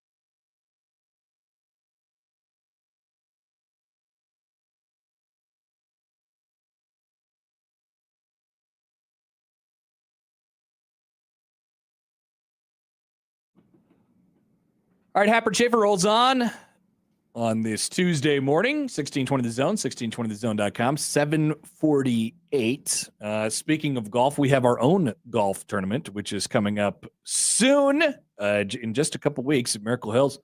So get signed up for that, 1620thezone.com today. Sign up your 4-person team, plenty of prizes, and potential to win big if you bring your A game on the par 3, where you could win a $10,000 hole-in-one. Proudly brought to you by Langfeld Overhead Doors. The tournament itself, sponsored by Cutwater and T-Box. Joey, to the headlines. What do we got?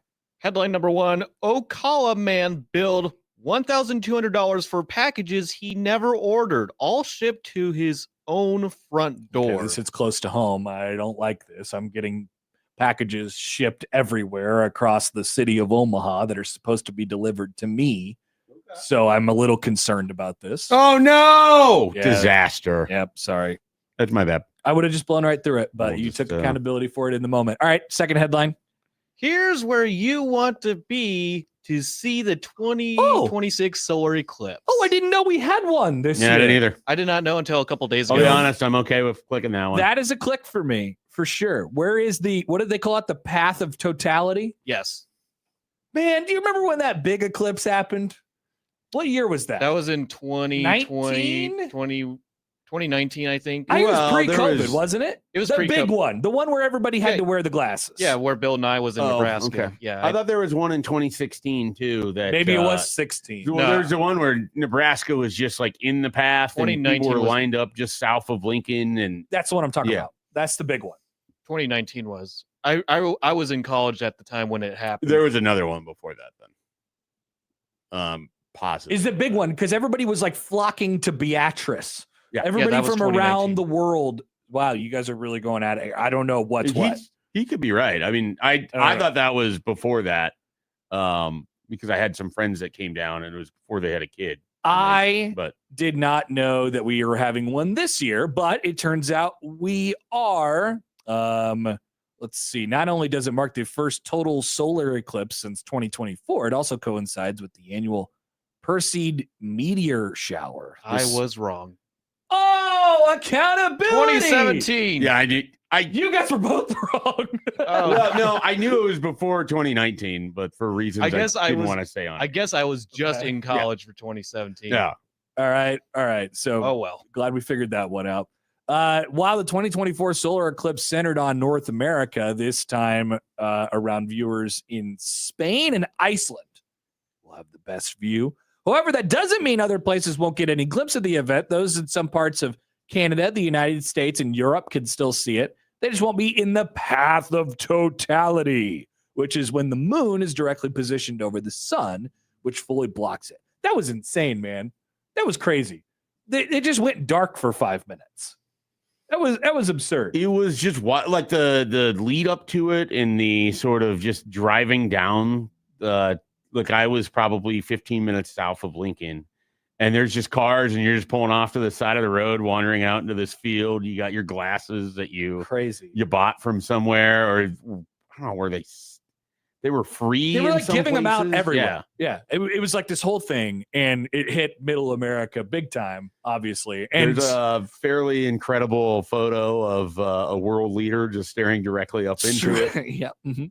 that I distinctly remember. I remember his cloud. I was doing a show. I was on the air during the time in which the complete eclipse happened in Lincoln. We did our show outside. Famously without a window. We did our show outside Yeah. that day in the parking lot.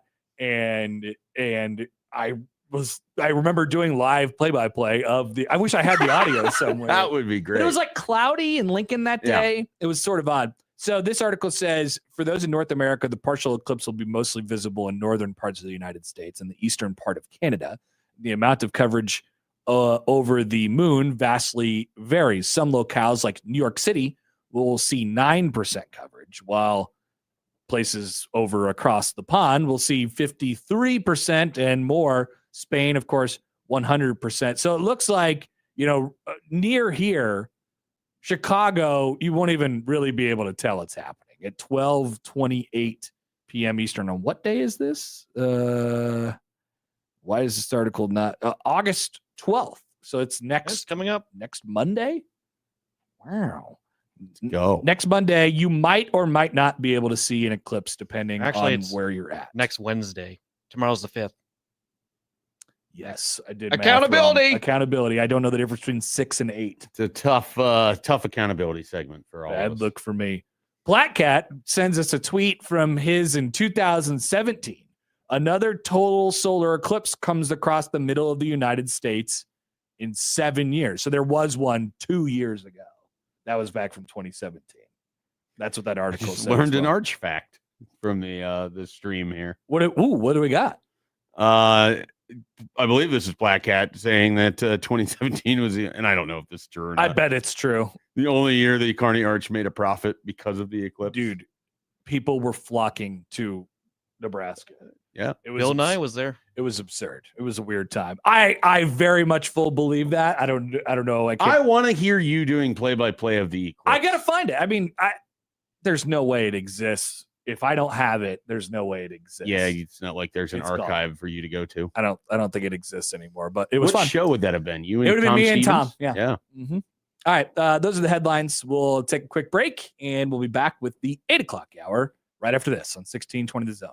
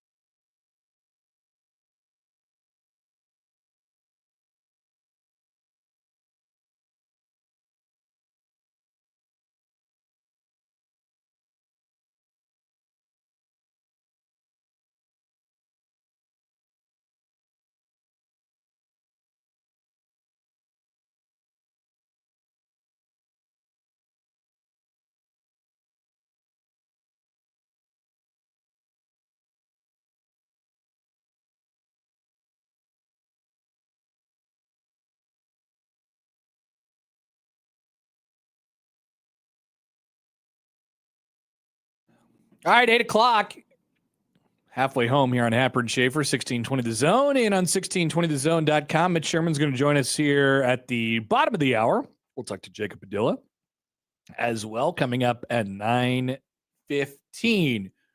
So we get to this point, or we talk about this every offseason with Nebraska football, where you know the general cadence of it, right? There's, especially after the season ends last year the way it did, there's this, oh, woe is me. And I do think that kind of carried a little bit deeper, but as tradition would have it, pretty much without fail every single time, no matter what has happened in the several months prior, August rolls around and there will be some excitement, whether it's for the season or the first game or a specific part of Nebraska football.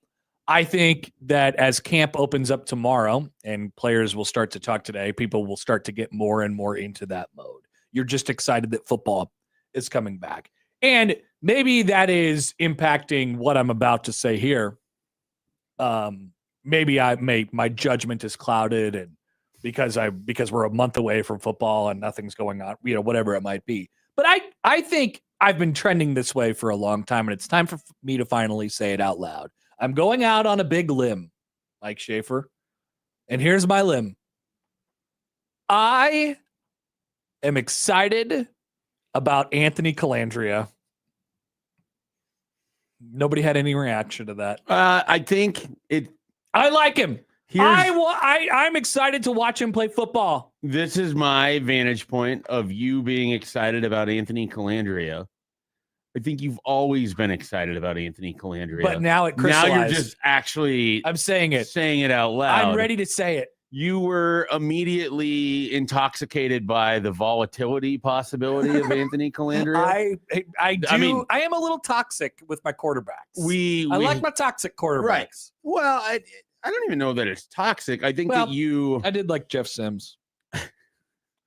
I know before John even texts in, I already know what he's about to say. All right, well, whatever. Ignoring that, just when we would have the discussions in January about Calandria and how he sort of fit and what it kind of could look like and everything, you were among the people that seemed most intrigued by the variance that kind of comes along with it. And I don't even mean like necessarily the boom bust stuff, or the bust, I should say. It's more so like, hey, maybe what Nebraska needs is someone that can provide a little bit more boom, even if it comes at the expense of the occasional boneheaded throw. They need someone that can get them in the end zone. They need someone that can get them down the field. And so when I saw this go up on the sheet, it just kind of made me smile, because I feel like you've always been there. It's just now maybe it's more just time to say it, clear version of it where you're like, all right, I'm in. Yeah. But I kind of always thought you were. Okay. Thank you. So it's definitely been trending this way. Okay. And I have been, but it's just time for me, because I don't know. I feel like nobody's saying things like this out loud. Like nobody's sitting here and being like, I tell you what, like, one of the things that I really like about Nebraska football this year is I think that the quarterback, like, I love what the quarterback brings to the table. Yeah. I really love the idea of, and obviously there is some volatility in his game. And yeah, if it goes bad, he's going to be throwing a bunch of picks and stuff like that. But I don't think this thing is going to be like so stuck in the mud like it edges. Oh, that's how it has been over the last couple of years. He's an exciting player. He was named to the Maxwell Award watch list yesterday. He was among a billion people who was named to the Maxwell Award watch. I'm looking at the list right now. There's a lot more than I even thought. How many do you think, by the way, are on this list?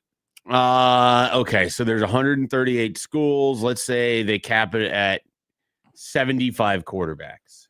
So let's see. The Big Ten has 7. It's not a quarterback award. I was thinking the Maxwell was. This is O'Brien. This is just like a player of the year. Okay, so then that's going to be, let's say 125. So I'll tell you that the Big Ten has 17, the SEC has 16, the Big 12 and ACC each have 15. Okay. Fernando Mendoza won this. So that's award. We're into the 60s at this point. Yeah, it's a lot. They don't number them, but there are a lot of them. So it's probably 90 to 100. I would say probably in the neighborhood of 100. Yeah. Okay.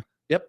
So anyway, I mean, not that that's like a huge accomplishment, but he's probably one of the few What guys it that's going to is, end it up on tells an award watch list this year. It tells us there's list season is ahead, and he is part of it. That is true. That's what we have learned here. I'm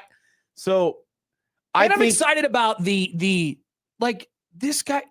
He's one of the top like 10 active passers in college football. Sure, he's played a lot of football. That's big.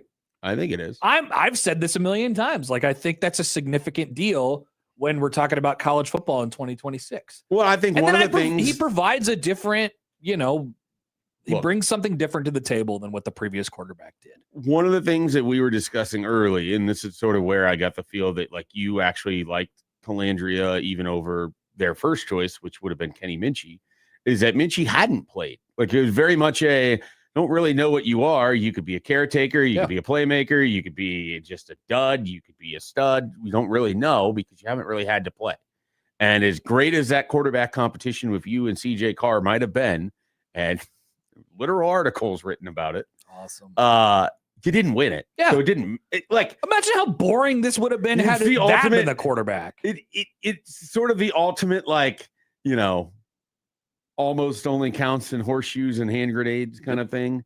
Like, that's almost winning the Notre Dame quarterback competition, not winning it, and then barely playing other than when they beat Syracuse 70-7. Doesn't give anybody any indication of what Kenny Minchey is. And then the descriptors of him as a player is just like, oh yeah, he does everything well. Right. I'm like, okay. Because nobody knows. Nobody knows. Right. Whereas you get the descriptors of Calandria and it's like, well. You know what sounds like a horrible idea? It's doing cocaine and jumping out of an airplane on a motorcycle. We've been talking about how directionless this offense has been for the last couple of years. You know what sounds like a horrible idea? Putting a quarterback who you don't know what they do, and what they do well or what they do bad as the leader of that offense. That sounds like a horrible idea. This is a conversation. This is like it comes with like it has bona fide. Like, you know what you're getting. Wasn't this sort of the conversation we were having yesterday? I think it was with Tim first, and then maybe a little bit with Bruns, where you look at the way Nebraska's assembled their roster, and they kind of want to be, are they going to lean into being a power running team because they went out and got these offensive linemen, but they also spent a bunch of money on NIL wide receivers, and then you have a quarterback run game as part of it now, and so it's like. Part of it is what lane does Nebraska want to pick? If you have Kenny Minchey, I guess it leaves it open for all of them. At least with Calandria, you have this idea of like, okay, you can do some quarterback run game. Mm-hmm. You know that he can push the ball down the field because he's done that everywhere he's been. Mm-hmm. And you also now have added this offensive line element where maybe you're going to have a run game that's a combination of you have a better offensive line and you have some running backs that maybe have a little potential. Yeah. You have a road that is available to you. Whereas if you had Kenny Minchey, you would have like 4 different roads, and you're just like, what do I do? I don't know which road to take. If you have Kenny Minchey, it's like, okay, door number 1, we are a passing team. Door number 2, he's a caretaker who just hands it off a bunch, and we play through our defense and try to win games 10-7. Door number 3 is he's running around a lot because we have nothing else working. Which, by the way, one of those sounds exciting, but I have doubts as to which. Number 1, if they would pick the right one, and number 2, if they would pick one at all. How would you know? Because that's the thing. You would get we want to do everything. Some of it is paralysis with them. 100%. Well, we want to do this, and we want to do this, and we want to do this. Well, what do you do? Well, we want to do things. I like things. Isn't that how you would describe Nebraska football the last 2 years specifically? Yes. Because at least and you've talked about this, and I give you credit for it, at least when they had Heinrich Harburg and it wasn't good, but you knew what they were. The last 2 years, it's like, well, we want to do this, but we also want to do this. Mm-hmm. And we could be But we could do this if this happens. We definitely can't do that. But I want to. But we would like to. I mean, that's kind of what the last 2 years have been. Yeah. And I think you have to avoid that. So this quarterback Calandria gives you multitudes, but also this is why he was so interesting, because he flies in the face of what they had been doing before, and we all famously didn't really like what they were doing before. I do not need another year like 2024 or 2025 offense. No, and so that all feeds into it. There's no doubt. And then I do think there's this. Matthew writes in on YouTube. He says, are Nebraska fans that desperate for a mobile quarterback that they have inflated the Calandria hype? He also says maybe the frustration still people have for Rhule has contributed to the Calandria hype. I don't. First of all, I don't know what Calandria hype there is. Seriously, I don't like. This is as quiet of a quarterback, incoming quarterback offseason as I don't know. Like, there's less hype for Calandria than Casey Thompson. Yep. There's less hype for Calandria than Jeff Sims. There's less hype for Calandria. I'm trying to think of Tanner Lee. Yeah. There's certainly less hype than Adrian Martinez and Dylan Rhule. Absolutely. So I just named every starting quarterback that goes back to 2017. Where's the hype? I agree.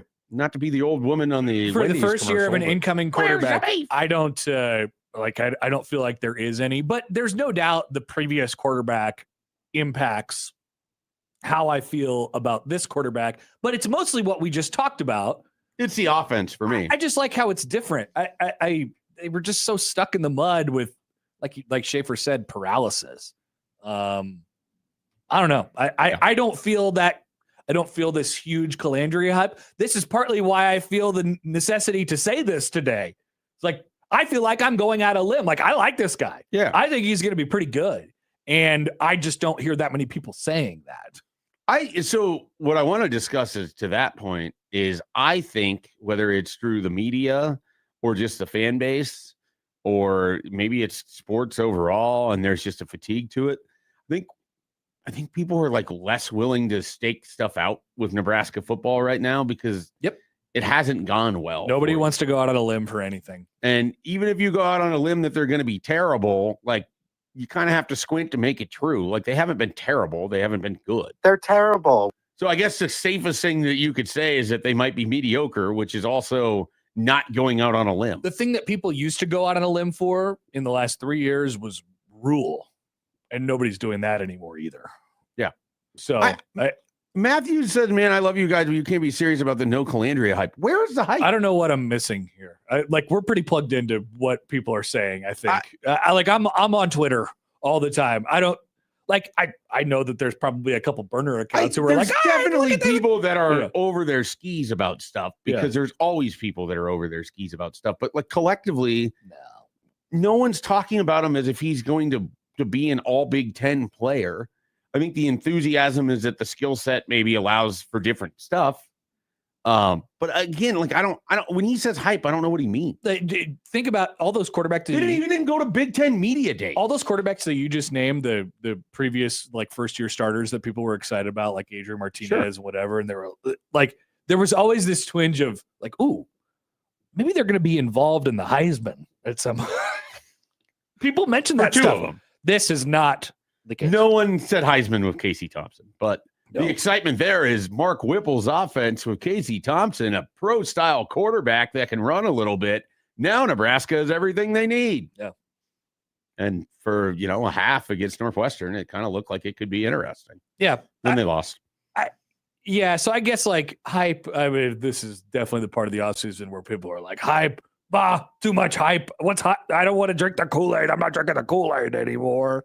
And stuff like that. I don't know. I don't know what we must have different opinions on, I guess, on what hype is. He was one of 16 Big Ten quarterbacks they've done a watch. Yeah, can you believe that? Everybody's talking about him. I asked Matthew to explain what he said that people are talking nonstop. He's a quarterback. Yeah, he's the quarterback. I can confirm this. Does he think that there's more discussion about Calandria than Casey Thompson? Because there wasn't. There's more discussion about Jeff Sims. Compare him to other quarterbacks. Right. I think it's noticeably dialed down some because Calandria has failed places. You don't know that you're going to get the Mountain West version of him. Yeah. You might get the ACC version of him. Oh, people get bugged about the turnover stuff. Yeah. That is just like coming off of what we're coming off of. That just doesn't bug me as much anymore. You're getting another Jeff Sims don't throw like 17 picks. Okay. Like not one pick a game. I can live with 10. Can you live with 12? Can you live with 12? No, I don't want an interception every game. I think 10 is You can live with 10. Yeah. But try to think of it in total turnovers because fumbles is always a part of it. Yeah, he's going to fumble a couple times. So if you have 12 total turnovers, I can live like an eight interceptions, 4 fumbles, I can live with that. If he had 12 total turnovers, that'd be a pretty good deal, I think, given what he's going to bring in the explosiveness. Assuming the running backs aren't fumbling 14 times. That is also true. You never know on that one. Let's take a quick phone call on the Prairie Flower Casino Zone hotline. Random Mike is here. Thank you for holding, Mike. Good morning. How are you? Yeah, I share your optimism about Calandria, but here's the big thing. One thing I know with virtual certainty is Matt Rhule needs really good assistants. Is it fair to say the new assistants we have is a real upgrade? I mean, a significant upgrade. I don't know anything much about the new guys in particular, but I do know that, like, if we're talking about offensive line and defensive line, especially with defensive line, it just was not clicking last year. Just didn't work. So yes, I think that's going to be better this year for sure. And that's huge. And that'll make the quarterback look a lot better. But I keep thinking about, and I know you guys are younger, but Mike Corrigan, you know who needed really good assistance? Bob Devaney.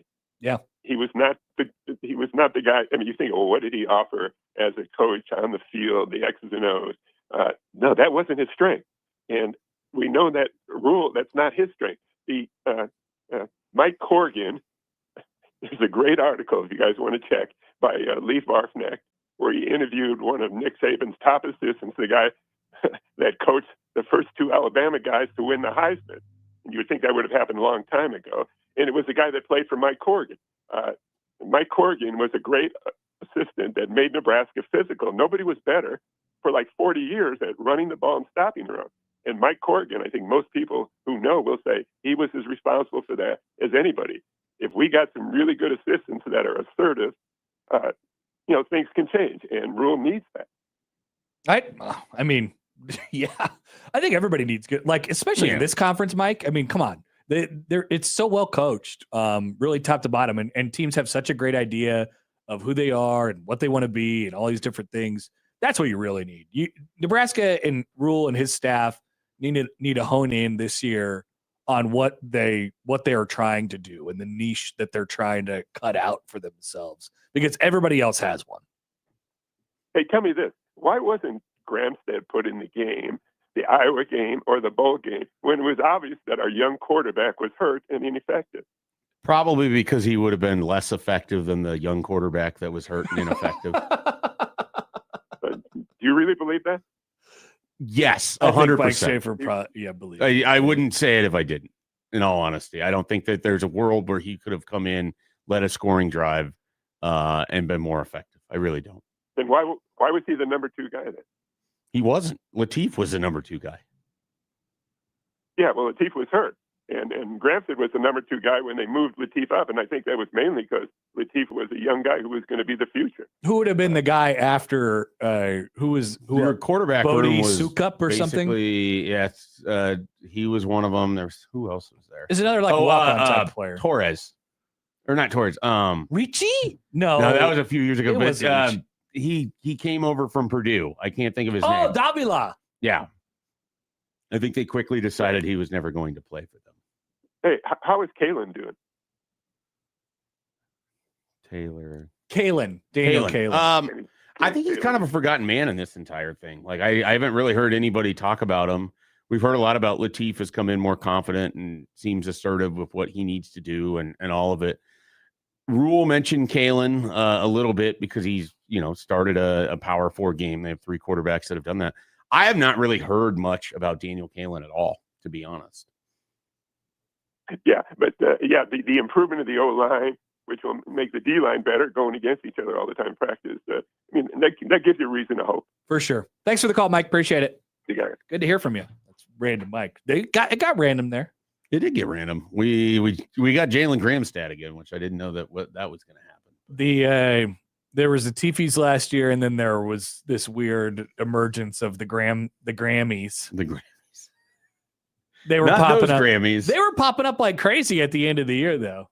I mean, people love the story. It's a great story. It doesn't necessarily mean that it's going to result in great play on the field. Yeah.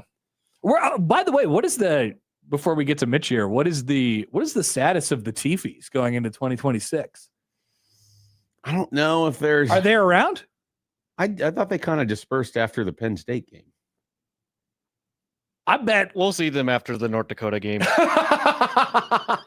the Bowling I Green will game. say you think I that bet pass they'll that he resurface. hit Cortez Mills on against Houston Christian. that Dear God, it was an incredible throw. it was a great throw.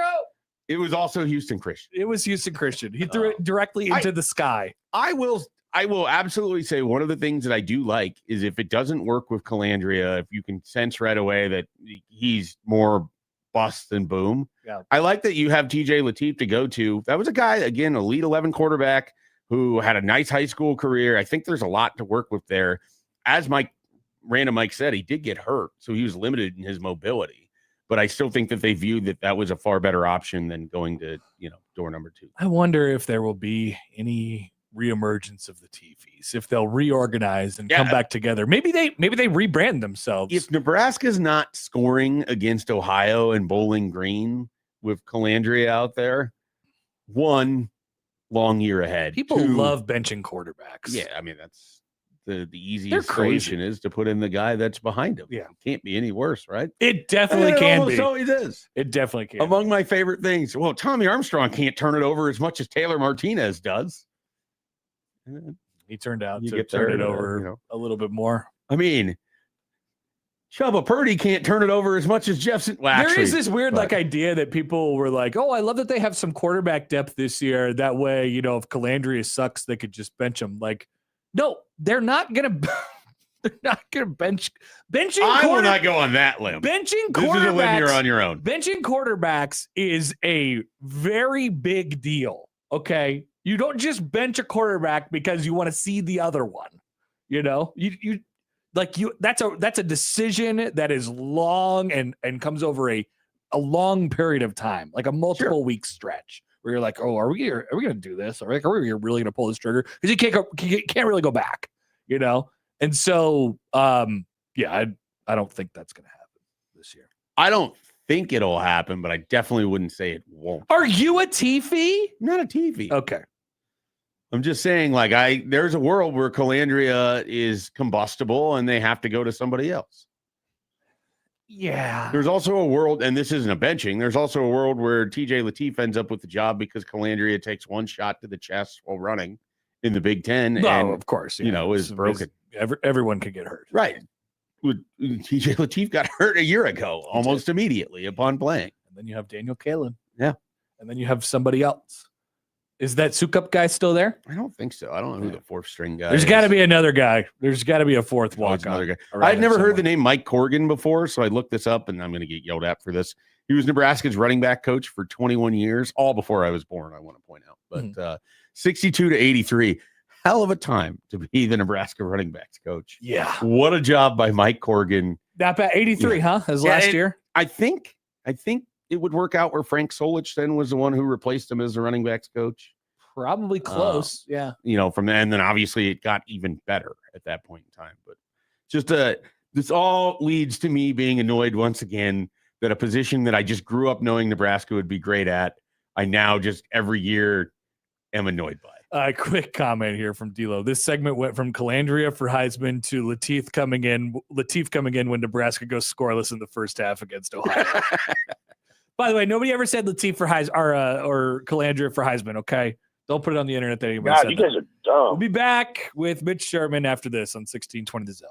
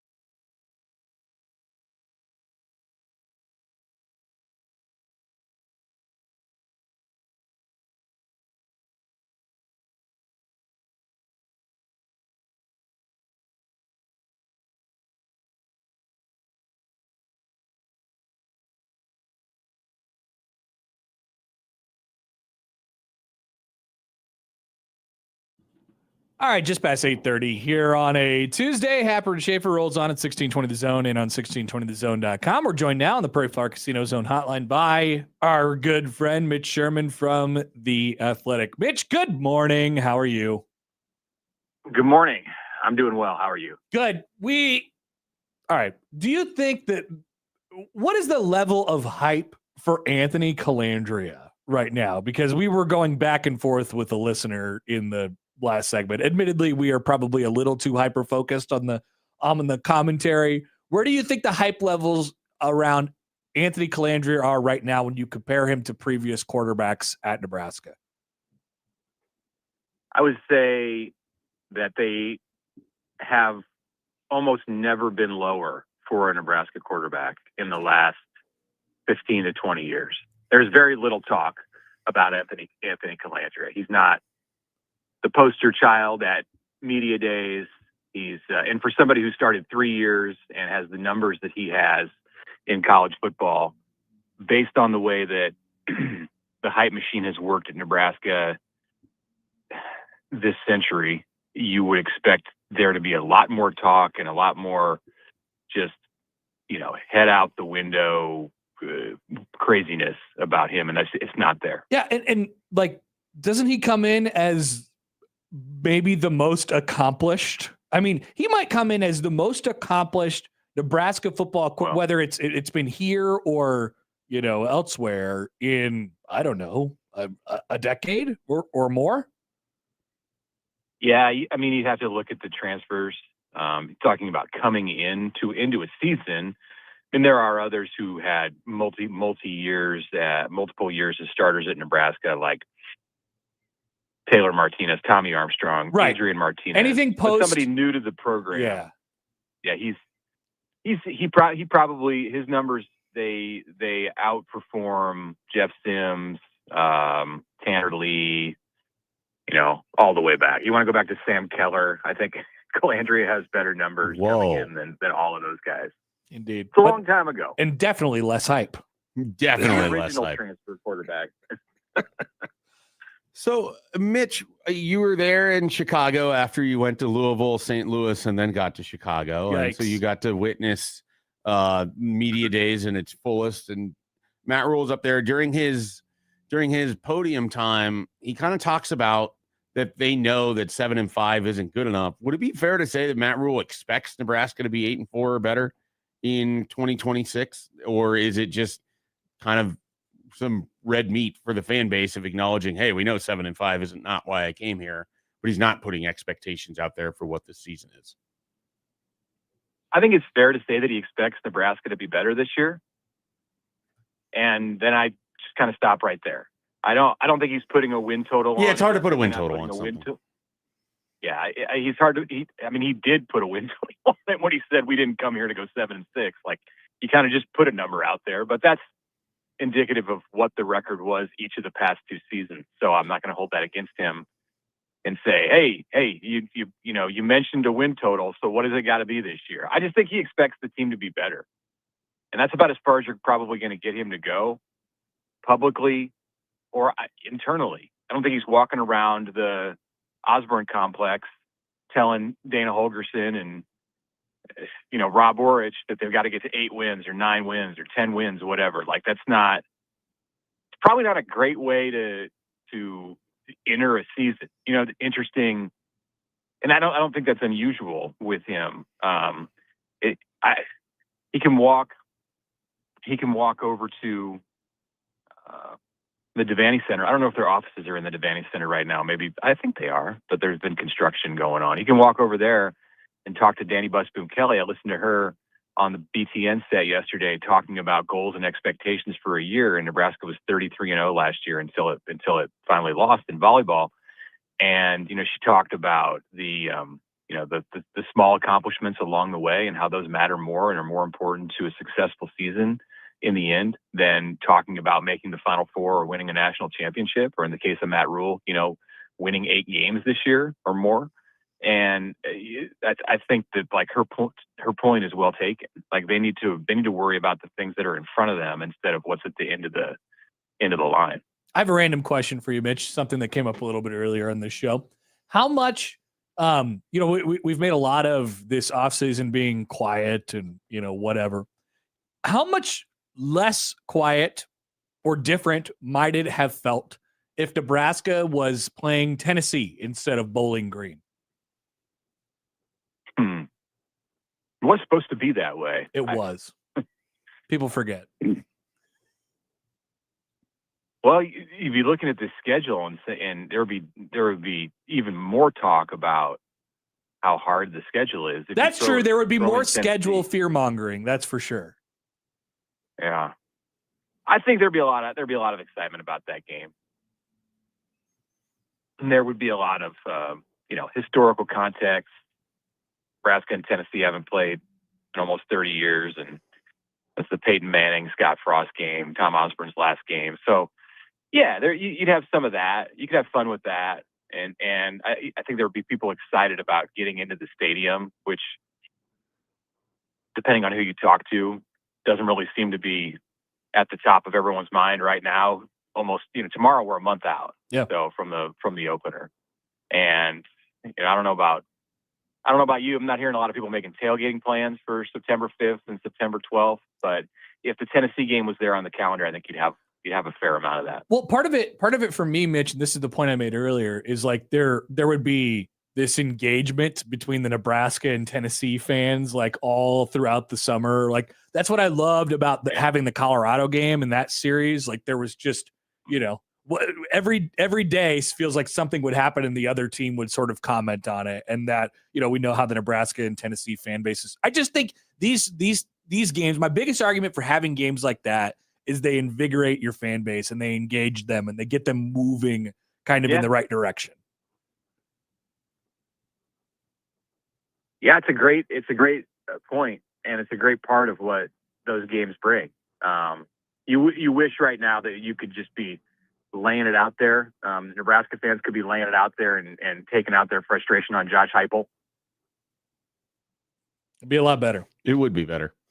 It would be better. So we don't have that. We don't have that. Instead, it's Bowling Green, and people don't even know who the coach is. So it's Eddie George, which is amazing. They should be mad. He stole that Heisman. Whoa. How are we not going down that road? That is true, actually. Maybe that's how we get. Maybe we can lead that campaign. Every day we have to remind people that the Bowling Green coach is Eddie George, and he stole that Heisman in 1995. Yeah. I think that's the way to go about it. One of the things I thought that came out of Chicago, Mitch, and I think you had a chance to talk with him or hear from him, and was Troy Dannon. He was talking about NIL. There's a couple things there. How big of a deal was it that they were able to kind of go back through and figure out that $7.5 million to the 18 players? Do you think they learned something from that whole experience? And then also, what did you make of Dannon's comments where he kind of basically said, like, hey, we have a lot of money we need to raise for rosters right now across Nebraska's athletics?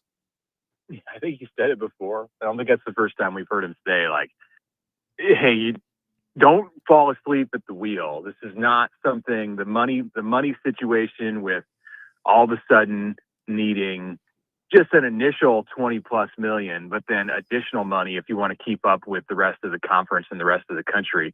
Don't think that's easy and like we just roll out of bed and do that. Like he maybe put it in more blunt terms than what he said publicly in the past while he was in Chicago. I mean, he said to me, look, we are out of money, talking about roster money for 2026, the 2026 teams at Nebraska football and everything else.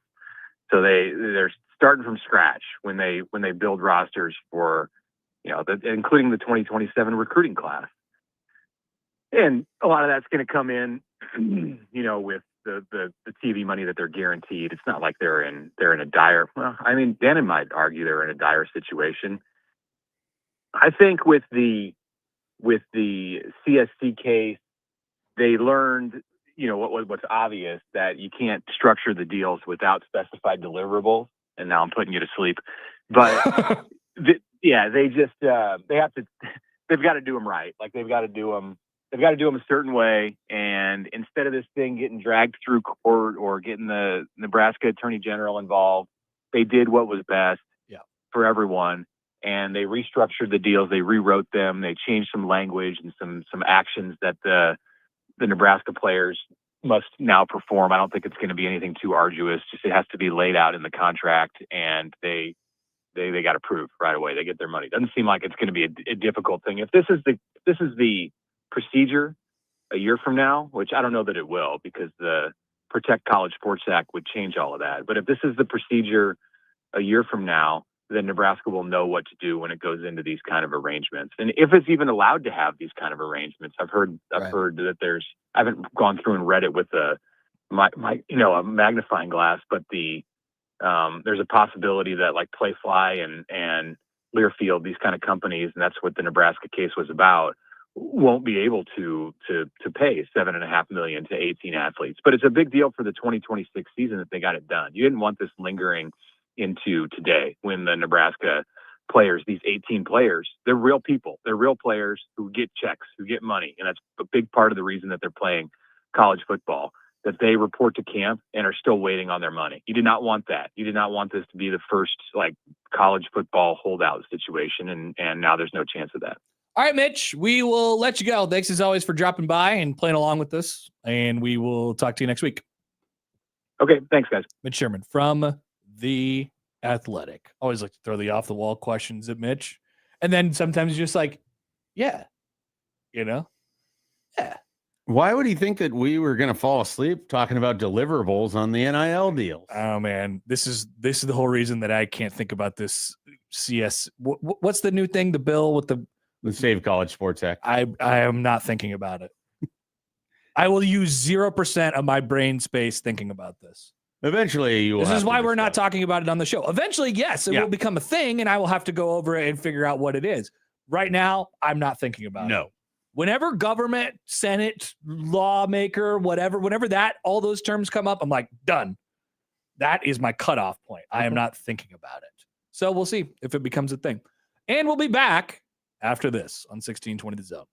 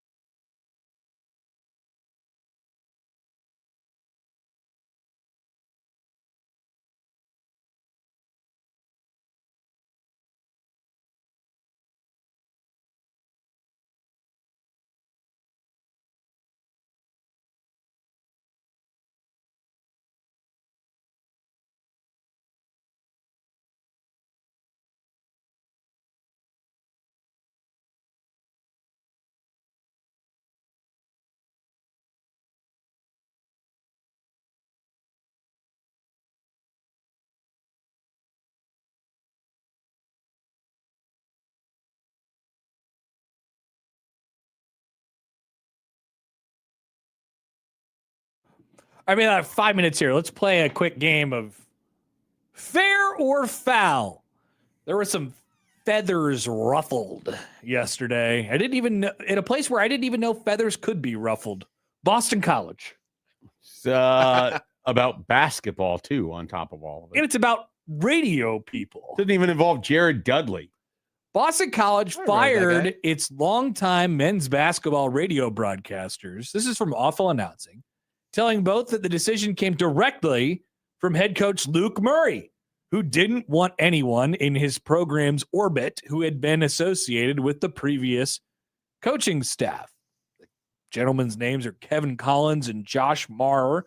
They called Boston College basketball games together for 9 years.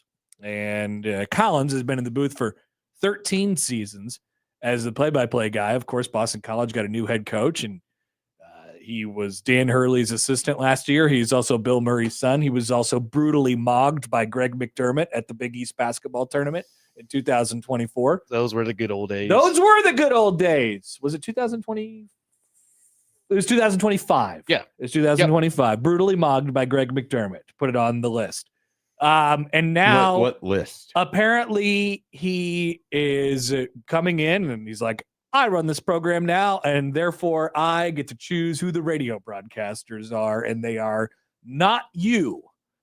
This is according to Awful Announcing. Now, there was a tweet from a couple people followed up with this with the athletic department itself. Dan Wolkin got a statement from the AD. The decision to not renew the contracts of our men's basketball radio announcers were made by Boston College athletics administrators in consultation with our MMR partner, Multimedia Rights.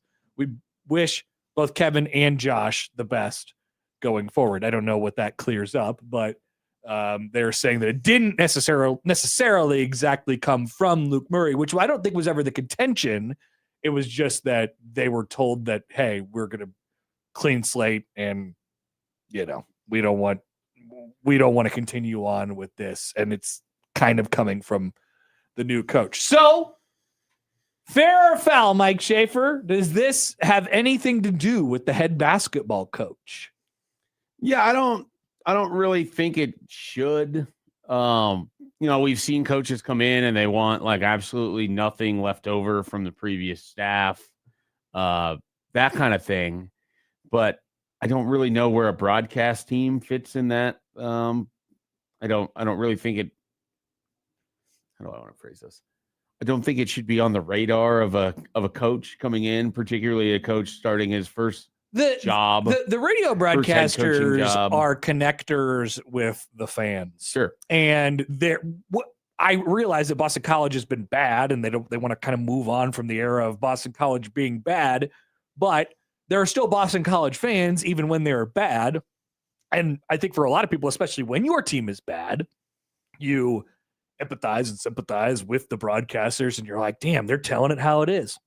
I really like these guys. They seem to be well liked in their community and stuff like that. So for a new coach to come in here and just sort of erase the past and erase, blank slate it from that perspective, I think is probably a little bit foul, a little bit out of bounds. Horse crap call. It would be a horse crap call. Some would refer to it as a horse crap call. Yeah, I don't know what you gain by doing this. And maybe they have someone in mind that they want. I doubt that they do. It's just an odd PR battle to lose right at the beginning of your career. Yeah. And they're going to try and play it off as if it wasn't him and he didn't do it. I don't know what's true and what's ultimately it's his program. This is certainly but this seems to be the contention of the broadcasters themselves. Collins said to Awful Announcing, I was always told either Coach Murray is off recruiting or we have an official visit today and it's not a good day. We've got a lot going on. They were trying to meet, with Murray. When that didn't work, Collins said part's weird too. Tried again through his boss at Van Wagner, offering to have catered lunch delivered to the coaching staff in exchange for 15 minutes to break the ice.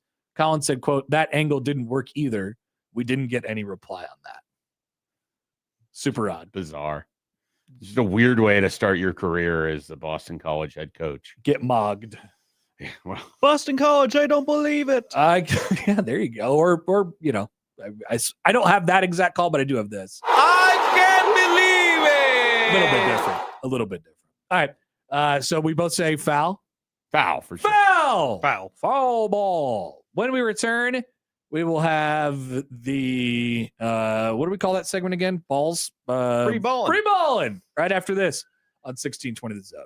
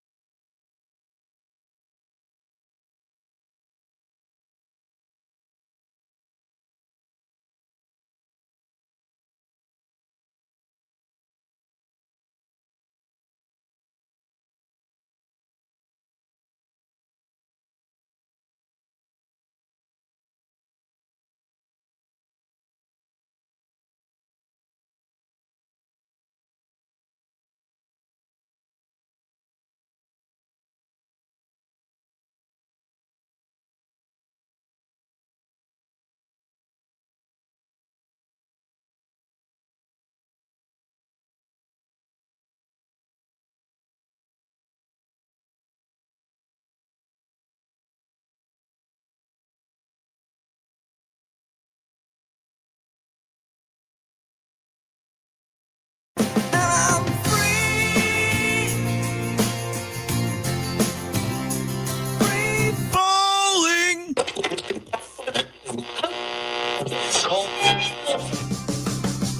Free balling, now I'm free balling, now I'm free balling, now I'm free balling, now I'm.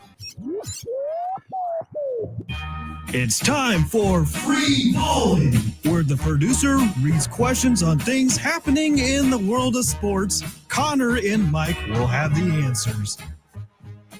Have any of you been watching ESPN Jeopardy? No, I have not. I keep seeing things about it. I know. But It's you haven't host- watched it either. I know it's That's what I was hosted by wondering. Joe Buck, I love Joe Buck. You should be all which is the over it. perfect guy. I'm excited about Joe I wonder. Buck. I wonder how. Plugs will be there. I think there's some inappropriate hype about Joe Buck. I wonder if a particular current NFL quarterback has feelings about someone taking a Jeopardy job over him. Probably. Well, he's a quarterback. Unfortunately, He He is. wanted the Jeopardy job. He probably should be quarterback. So I guess That's true. not to be a spoiler here, but I'm spoiling it for myself. So whatever. Jeremy Schaap is doing really well. Okay. Jeremy Schaap, ESPN. That guy. I like Jeremy. Apparently Schaap. he's killing it right now. In Jeopardy. Who knew? Let's go. All right, Joey, what do we got? Miami coach Mario Cristobal signed an extension per ESPN on Monday night. Cristobal and the Hurricanes made it to the championship game a year ago They after did. nearly being left out of the CFP. I remember. What does the U do for an encore? Probably a return to the playoff. I don't know. I don't see them as like a perennial national championship contender. Man, if they are as good up front on both sides of the ball as they were last year, I think they are a perennial national champion. I think they had a nice little they had a nice little path to where they got to last year, and obviously they had. I mean, say what you want about Carson Beck, he's pretty good. Yeah. I I think Darian Mensah's better. He So probably- I he might actually think be. they even got better at quarterback. just don't like. I'm not viewing them in that space Sure. yet. They're more in like the. I don't know, maybe a notch above what we were talking, like that kind of space we were talking about earlier with like the borderline college football playoff teams. They're closer to USC for you than with the Oregon, Indiana, Ohio State. Definitely. Okay. Definitely. They might even be a notch worse than USC. Oh, wow. Yeah. I don't know if I can go there. I don't want to put words in your mouth. Do you feel like last year was a fluke No. with Miami? No. Oh, okay. No. I think getting to the national championship Yeah, game was that's what I probably a meant. little That's fluky. what I meant. Not making the college football playoff, but making it to the championship Yeah. game, beating Ohio State. I suppose. Like it's so weird with the playoff because it's a playoff. Like Sure. by definition, it's not really. It can't really be a fluke. You want a single Or game. by definition, you know. everything's a fluke with the playoff. I know. No, they're a playoff contender every year. That's Okay. they're in this top 15 group. I think they have a bye, and I think they're in the national semifinals. Wow. All right. I'm not there yet. I'm not there with Miami. I'm not huge on Cristobal.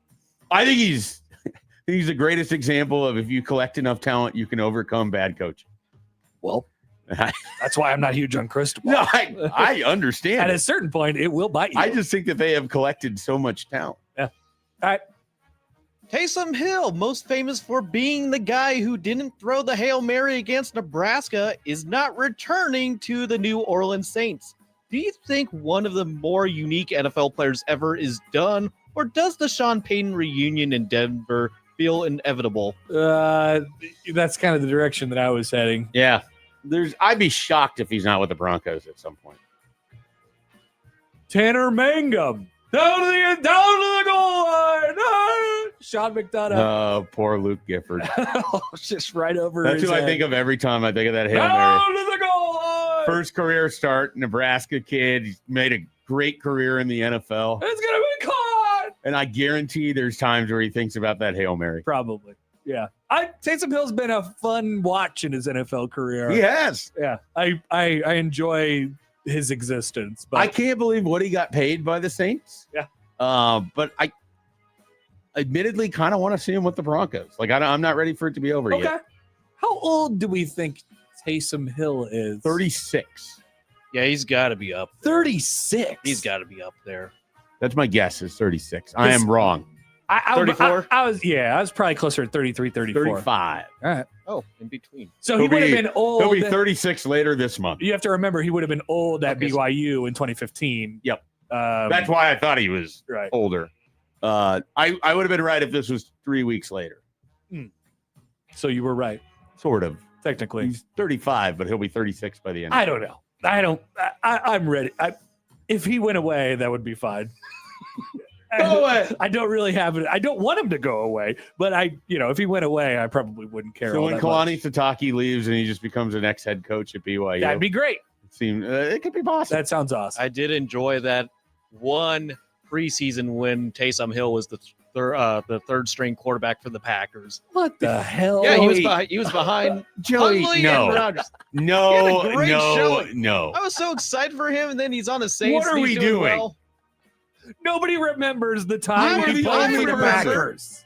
I'm sure. I thought there was like some amazing Sure, good touchdown luck. that he scored, and Joey is dropping preseason football from what, like 2018? It's more of the. I don't what ever it- remember him being a Green Bay Packer. I know you guys won't remember him. I just remember fondly of that preseason. Fondly. Anyway, the aspiration investigation could hold up the Kawhi Leonard deal Fondly. to Toronto. How and why is this still dragging on in 2026? I don't know. You know what? I'm going to use this platform as an opportunity to say this. I'm over Pablo Torre. Okay. I I don't think wanna you've already hear- said this. I don't want to hear from Pablo Torre anymore. Really? Yeah, I don't have any problem Time with to Pablo cancel Torre. it better be good. But the next time, I'm going to talk to you, Pablo Torre. Kyle, get the TikTok camera.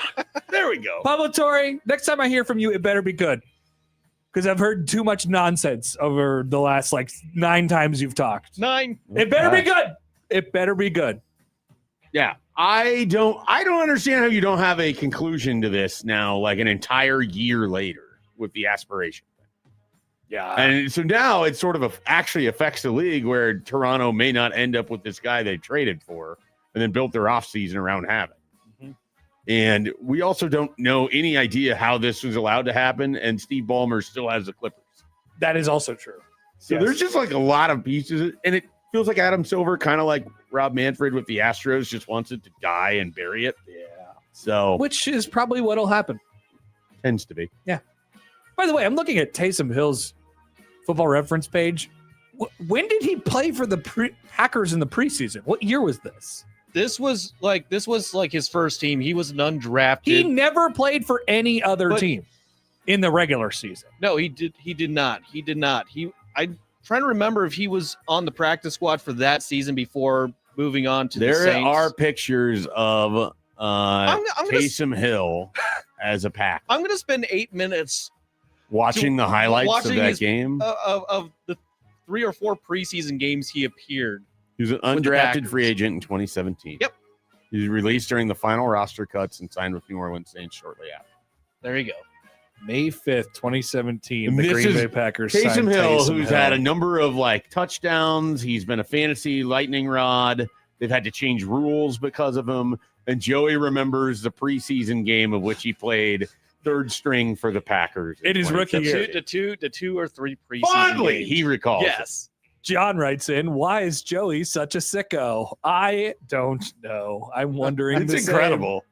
All right, what else do we have? All right, our last one. This morning, it was announced the Atlanta Falcons reached an agreement with Bijan Robinson that will make him the highest paid running back in NFL history. Do you think Jahmyr Gibbs resets this when he signs now that there's a barometer? Probably. It seems like whoever was signed He last can was just, gonna get go more. back and be like, oh, hey, just make it like $2 more. Cards all on the table. Obviously biased against the Lions, whatever. Bijan's better than Jahmyr Gibbs, right? I'm not sure of that. We had this you must have been gone I last was week. gone. I wrote the question. That's right. Yeah. It was very difficult I for wanted me to be dis- here specifically for that It was question. very difficult for me to decide which one is better. I think Bijan has reached the status of my favorite player in the NFL that's not a Viking. Like, how do you view carries? Like, do you view them as important reps or do you view them as mileage on the tires? I view them as opportunities for a great player to score Okay. because he's touching the ball. Okay, and I that's where I initially came down to, and I Right. was like, all right, point Bijan, I Yeah. suppose, just because there's more opportunity. But if you look at it for the future, and contracts are a big part of Sure. looking at that, you're like, maybe there's a little less tread on Jahmyr Gibbs' time. It wasn't that far off. They basically had the exact same career so far. I think for me, it's like if Bijan's lining up on the other side, I think I'm just more scared in general because he just seems like there's more to it. He's bigger. He can, I think, hurt you in different ways, whereas Jahmyr Gibbs can definitely hurt you. And he's a matchup nightmare. Yes. You have to be very smart about how you defend he's so fast. it. And so he's so fast. Right. But man, Bijan can turn the corner. He can catch the ball out of the backfield. Like he's a very complete running. He could probably, honestly, if he decided to be a receiver today, he'd be pretty good at it. Yeah, I think so too. All right, that is free ball. I almost forgot the segment name again. John writes and he follows up. He says, "We better hear about Joey's Taysom Hill story and accountability today. There is no reason for that." Fondly. We've had quite the show. We have a lot to cover in accountability. Wow. We do. So stick around for that. But coming up next, Jacob Padilla joins us on 1620 The Zone.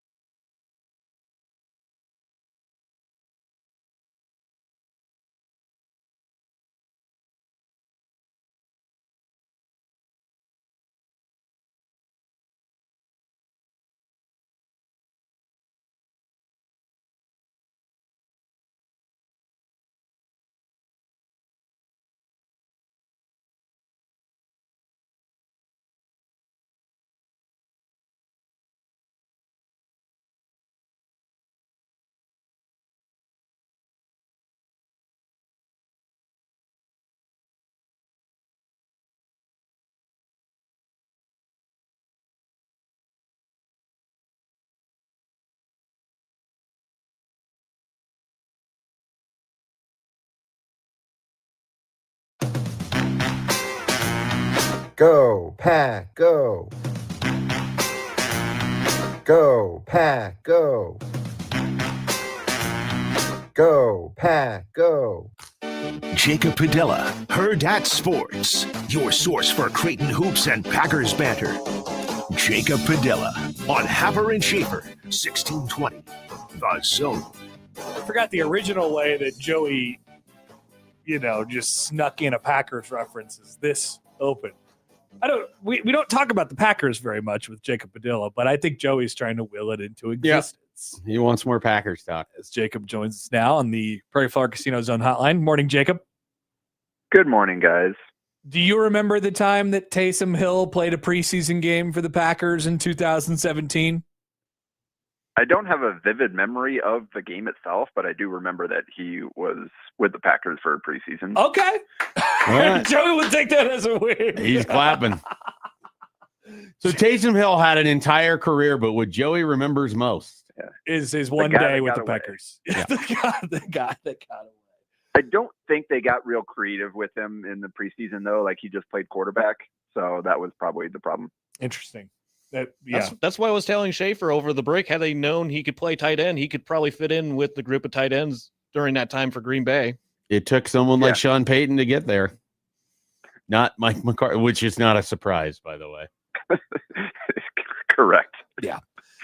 All right, Jacob, let's talk some basketball. Actually, you know what? First, I have a question for you. I see that you're doing a pod about Creighton today with Ravi, which is exciting. Will there be a Matt DeMarinis pod still this year? Yes, that is in the works. Good.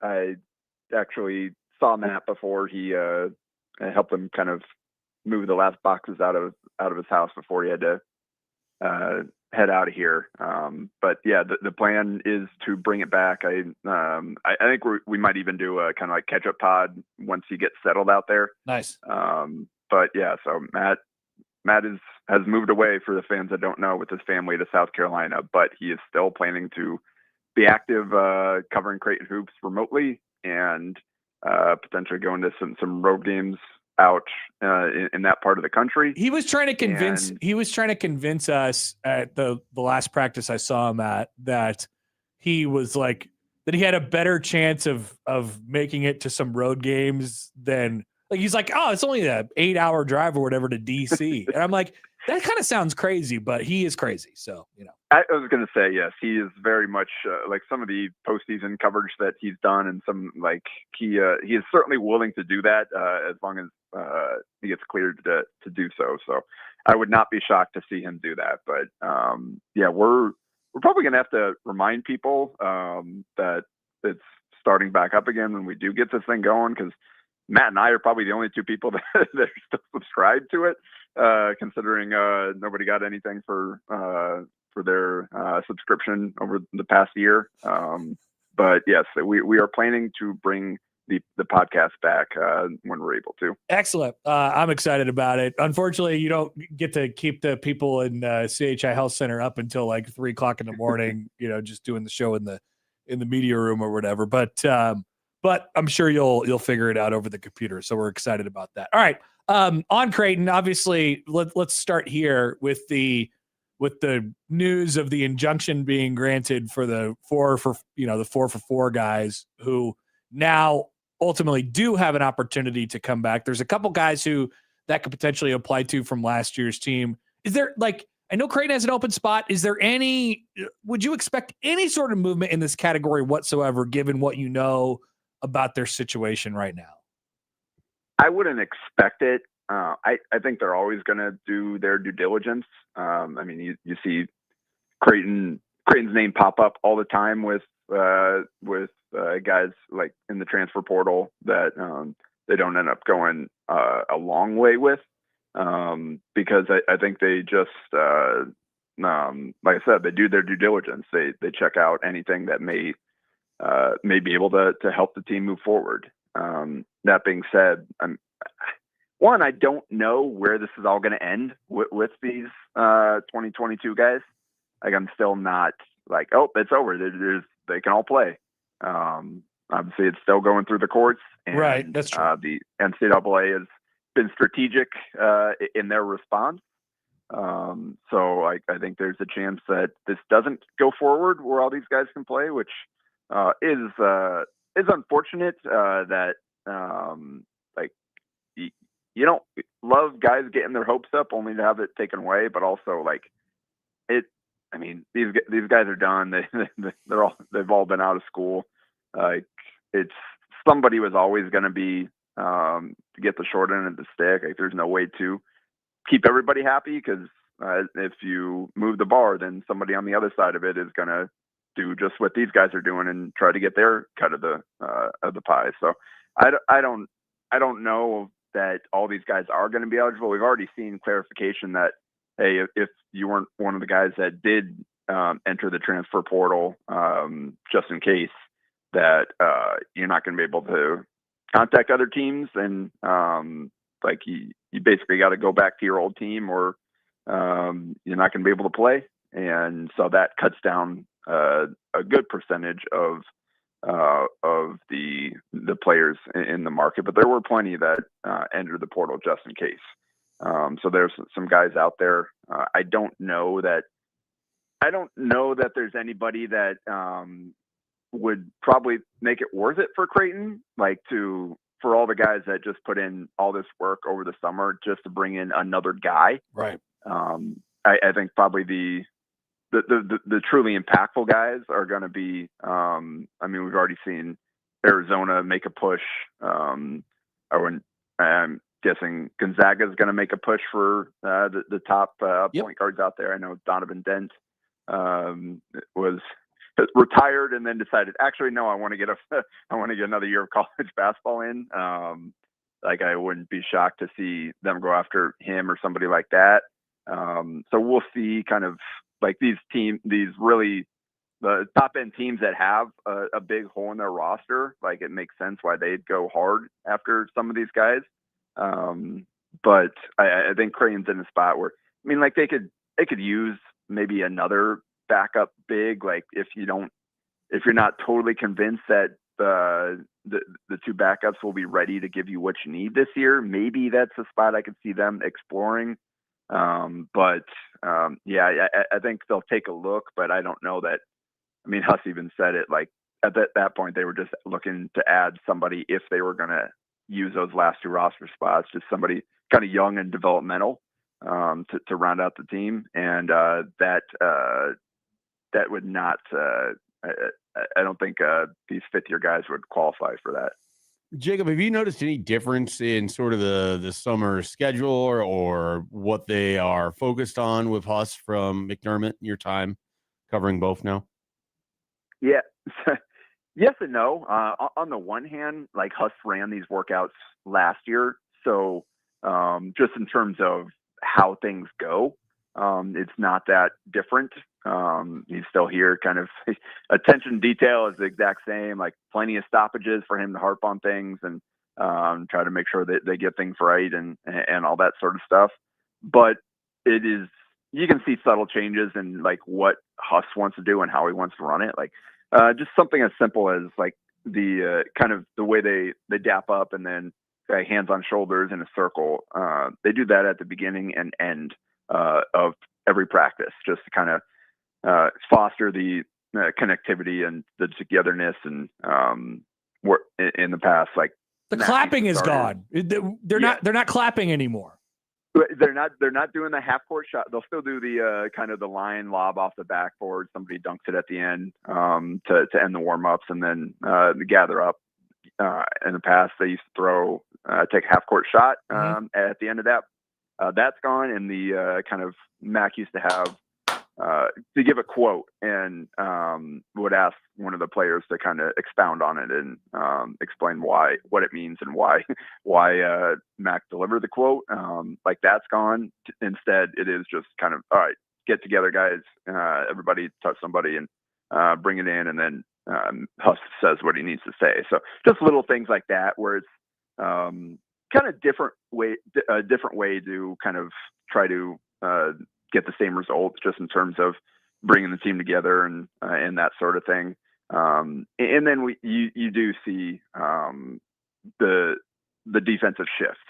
that has been a huge part of what these practices have done, is just trying to get guys ready for how they plan to play defense this year. And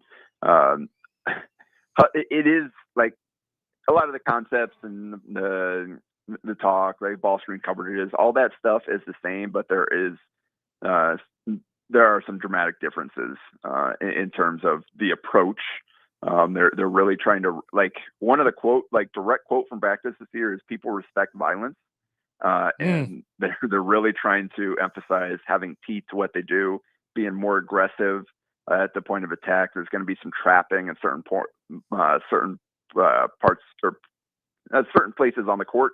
And then they're going to try to play out of that, try to get some turnovers and steals, some runouts, that type of thing. So all that is probably the kind of the biggest difference in terms of on-court stuff that I noticed. Yeah. Okay. So this is about the time we were having these conversations last year, and I don't know that we ever really even got to a conclusion on it. So hopefully we're able to find the answer to this question a little bit more quickly this year. How do they want to play? I mean, what do they want to do given their personnel? What you've seen so far, you mentioned all the new stuff and the new principles defensively, and how much they're going to try and heat people up a little bit more on that end. Offensively, we've heard the idea of kind of more of the same, similar things, whatever it might be. But, you have to figure out how that works in concert with each other and what you could give up on each end. Do you think they have an idea of which direction they'd like to take it this year with this group? Yeah. I think that's pretty clear. Like with like you said, offensively, I don't think it's going to be dramatically different in terms of kind of the approach and the end goal and how they want it to look. They're still emphasizing transition, playing with pace, putting pressure on the defense that way. There's still a lot of ball screen stuff. They're teaching a lot of different reads, playing out of the ball screens and working on the big men, kind of reading, all right, how are you being played? And as a result, like, how do you need to play it coming out of the ball screens, whether it's a rescreen, a Gortat screen, whether you dive, whether you short roll, all that type of stuff. They're still doing some of the kind of DHO get action stuff where the bigs playing out and getting into some handoffs, looking for some back cuts type of stuff with Oswin in there. Like, that's kind of a work in progress. And obviously you got a lot of shooters out there, guys looking for their shot. So that's still going to be a huge part. Let it fly. Like Huss said, the personnel is there. Like, that's how they need to play. I still kind of have my concern about kind of the initial creation and the ball handling and guys that can start the chain reaction on offense. I still it's kind of been a little bit mixed bag, I would say, with kind of the primary ball handlers and like with Wes Enos and BJ Davis and Cottrell Harmon. They all have certainly strengths and have looked good at times. But like, you don't know how it's going to look when you get out against another really good Big East defense. And you got a lot of guys that maybe aren't the best at creating their own shot. But a lot of guys that are good at whether attacking closeouts, creating things on the weak side, secondary actions, that type of stuff, or bigs that kind of are more catch and finish, then the guys are going to create their own shot. Again, you got some spot up shooters out there. So it'll be interesting to see kind of how that comes together and how they navigate that aspect of it once things do go live and they're not playing against each other. And you got to go play against a UConn or St. John's or teams like that. So that's kind of still a concern that I have offensively is kind of just the initial creation, the on ball, kind of the point guard spot, if you will. And then defensively, they, again, like I just said, they want to play with aggressiveness. Huss is okay if they foul. Which obviously was not different. The mindset under Mac. And you've got some rim protection back there. All three of the centers are different, but they can all protect the rim a little bit depending on what the situation is. So you've got kind of that back line, that safety valve that they didn't have last year. So you can be a little bit more aggressive. You can go for steals. You can trap and put your team in rotation, because you should have somebody at the rim that can help bail you out.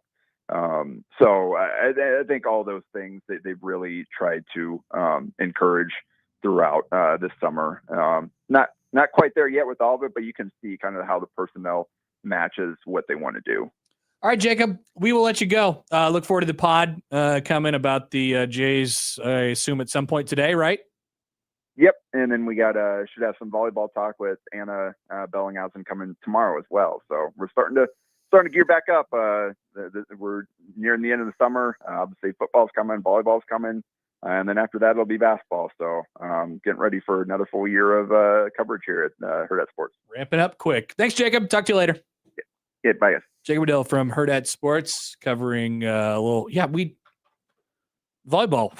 Yeah, I was gonna work in a volleyball question. My bad. My bad. I got locked into off-season Creighton basketball, Gortat screens and dribble handoffs and backdoor cuts, and we'll have plenty of time. Who's going to rotate over? Is Osmond going to be there at the back? How many minutes is Wesley Rosa? How many minutes is Wesley Rosa going to play? That's what people want to know. Now, if they get a 5-for-5 guy out of the portal, and that it would probably be a backup center, like Jacob said. Yeah, it'd be a developmental guy. It would kill your Wesley Rosa. Developmental guy. A developmental 5th-year player? I don't think so, Mike. He just said that if they have a spot, they would probably look more for a developmental type person versus someone that would. But I said if they get a 5, sure. If they get a 50, like if they get an old guy, who became eligible. I don't know if Jacob would know or not, but he seemed relatively skeptical that they're. I don't think they're.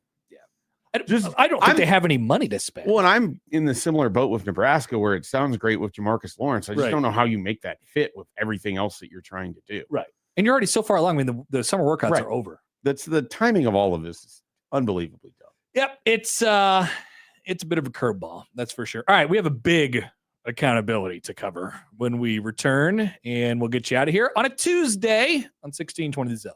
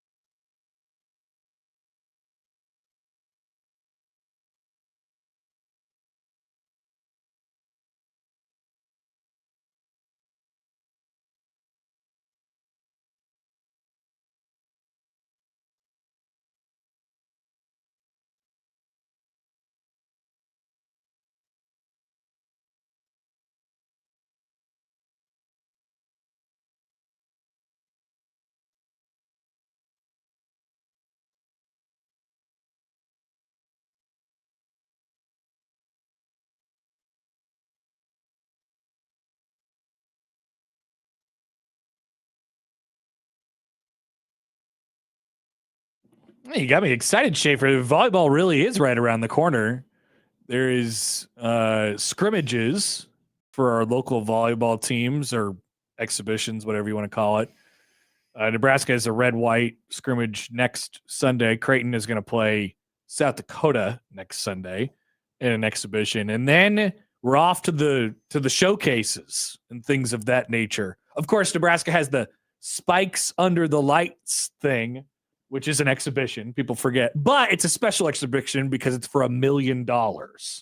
People forget, and then they have the Players Era volleyball thing, which is just a couple days later. So just go to GR World straight to a lot of chance to make some money. And then Creighton's playing in the State Farm Showcase in Sioux Falls. From what I heard, there was supposed to be a big event where they were all together, and that ended up getting blown up because this Players Era thing showed up. But there might still be something like that coming in the future, as far as a big volleyball get together in Omaha, just like it was for a couple last year, right? At the one in Lincoln at Pinnacle Bank Arena. What was that called again? The First Serve AVCA. Yeah. Forgot about that. Yeah, that went over very well. Let's get to our favorite time of the show. Ladies and gentlemen, it's time for accountability. Okay, we have a lot to cover today. First of all, I would like to take responsibility I will never do this. Well, I can't say I will never do this again. I can't guarantee this, but I'd like to take responsibility for mentioning Anthony Fauci on this show, or as Aaron Rodgers would call him, Tony Fauci, and, making a mildly snide comment about it and then moving on. It did derail our chat for several minutes. And for that, I apologize, and I am accountable for. I don't think you have to apologize. I'm sorry. I don't think so either. I think it's Aaron Rodgers' fault. I did this. I got people thinking about pleading the fifth and things of that nature, and then they couldn't stop thinking about it. Okay. I'm sorry. I did not put my microphone on ahead of. Was it what segment was it? Was it the end of the 8:00 hour? I think maybe it was. It was sometime during the morning. Yeah, well, thank you, Joey. Joey nailed it with that. Was it this morning or no? Yes, I think it was before the Luke Murray stuff. Oh yeah, the fair or foul. Yeah, I failed to bring my my microphone back on that one. That's okay. I feel good about it. Once out of the last probably handful of days here. Yeah, wasn't bad. Yeah. Joey, what about you?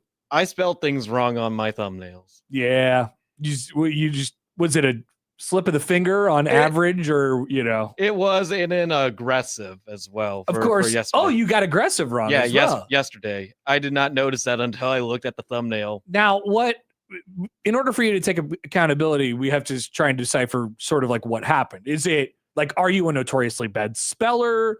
Are you just aggressively typing and you overtype it? Do you have like a morning thing where you're half asleep and you're doing this? Like, what is it? It's a little bit of both. And there is a spelling correction on Canva, which is what I use for graphics. I just, depending on the color text I use on the graphic, it's hard for me to notice and see. So how did you misspell aggressive? Did you not have 2 G's? I'm trying to remember. I changed it up. So I'm looking at aggressive, and that seems like the most common way to misspell it. You only have one. Well, you either forget 1 G or forget 1 S, right? I don't know how you'd forget one. Or I add an extra letter. It seems like that's an obvious double. Maybe go with 3 G's. 2 E's at the end. Maybe the E stuck a little bit. I know Mike earlier this morning mentioned the thumbnail for this show was wrong. He did. So shout out to him for that. But he did type it in. It was for the average. I'm trying to go back and see what I did. Well, we just want to help you. We want to help you get better. Yeah. Oh, okay. Yeah. So for average, I spelled it AVEREAG. Yes, I noticed that one. How did you get aggressive wrong? I don't know. I was kind of ready to finish my day, and then I was a little too quick. So here's the learning lesson then, right? Is if it's as simple as focus, then we can work on this. Yes. Right? Yes, We don't want to absolutely. blow through anything. We want to take everything seriously. Every moment matters. Every second counts. There should be a sign right here. It says every second counts, like in the Bear. Please ask for that. Put in the, it next We to the already clock. have a big clock like they have in the Bear. Why don't we get a sign that says every second counts? Put it next to the clock. Okay. I will leave you with this today. But I won't see it. Sam McEwen wrote about Dylan Raiola today, and here is the poll quote that I see in the tweet from Dylan Raiola. Quote, "There's not cornfields here in Oregon. There's mountains and trees, and I love the nature. As far as football, it's different, with coaches and players. We have a lot more talent than we did at Nebraska, and I don't say that to knock on them, but I think everybody will know that. But I'm very grateful for my time there. Learned a lot from my coaches, my teammates. Still have those relationships, but I think that I'm really excited for what Oregon's going to bring." Did you hear that Oregon does not have cornfields? Doesn't have national titles either, Phil Knight. Interesting. All right. Maybe you should look at planting some corn and you'll win a title. Nebraska has a lot of them. Nebraska has like 5. They have 5. That's an incredible amount. And they have corn. That's infinity times Oregon championships. How often do you think in his time at Nebraska, Dylan Raiola was in a cornfield? You do any photo shoots out there? I don't think so. They No? brought the steers Adidas into didn't them. pull them out there? Maybe. They did bring the steers into the thing, yeah. I don't know. I'm going to say set the line at 2.5. 2.5 cornfield. I would take the appearances. under on that. That's going to do Maybe it did for a maze at some point. Maybe, yeah, like Pumpkin Patch. Sure. 1620thezone.com is where you can find it. If you missed it, crossover coming up next.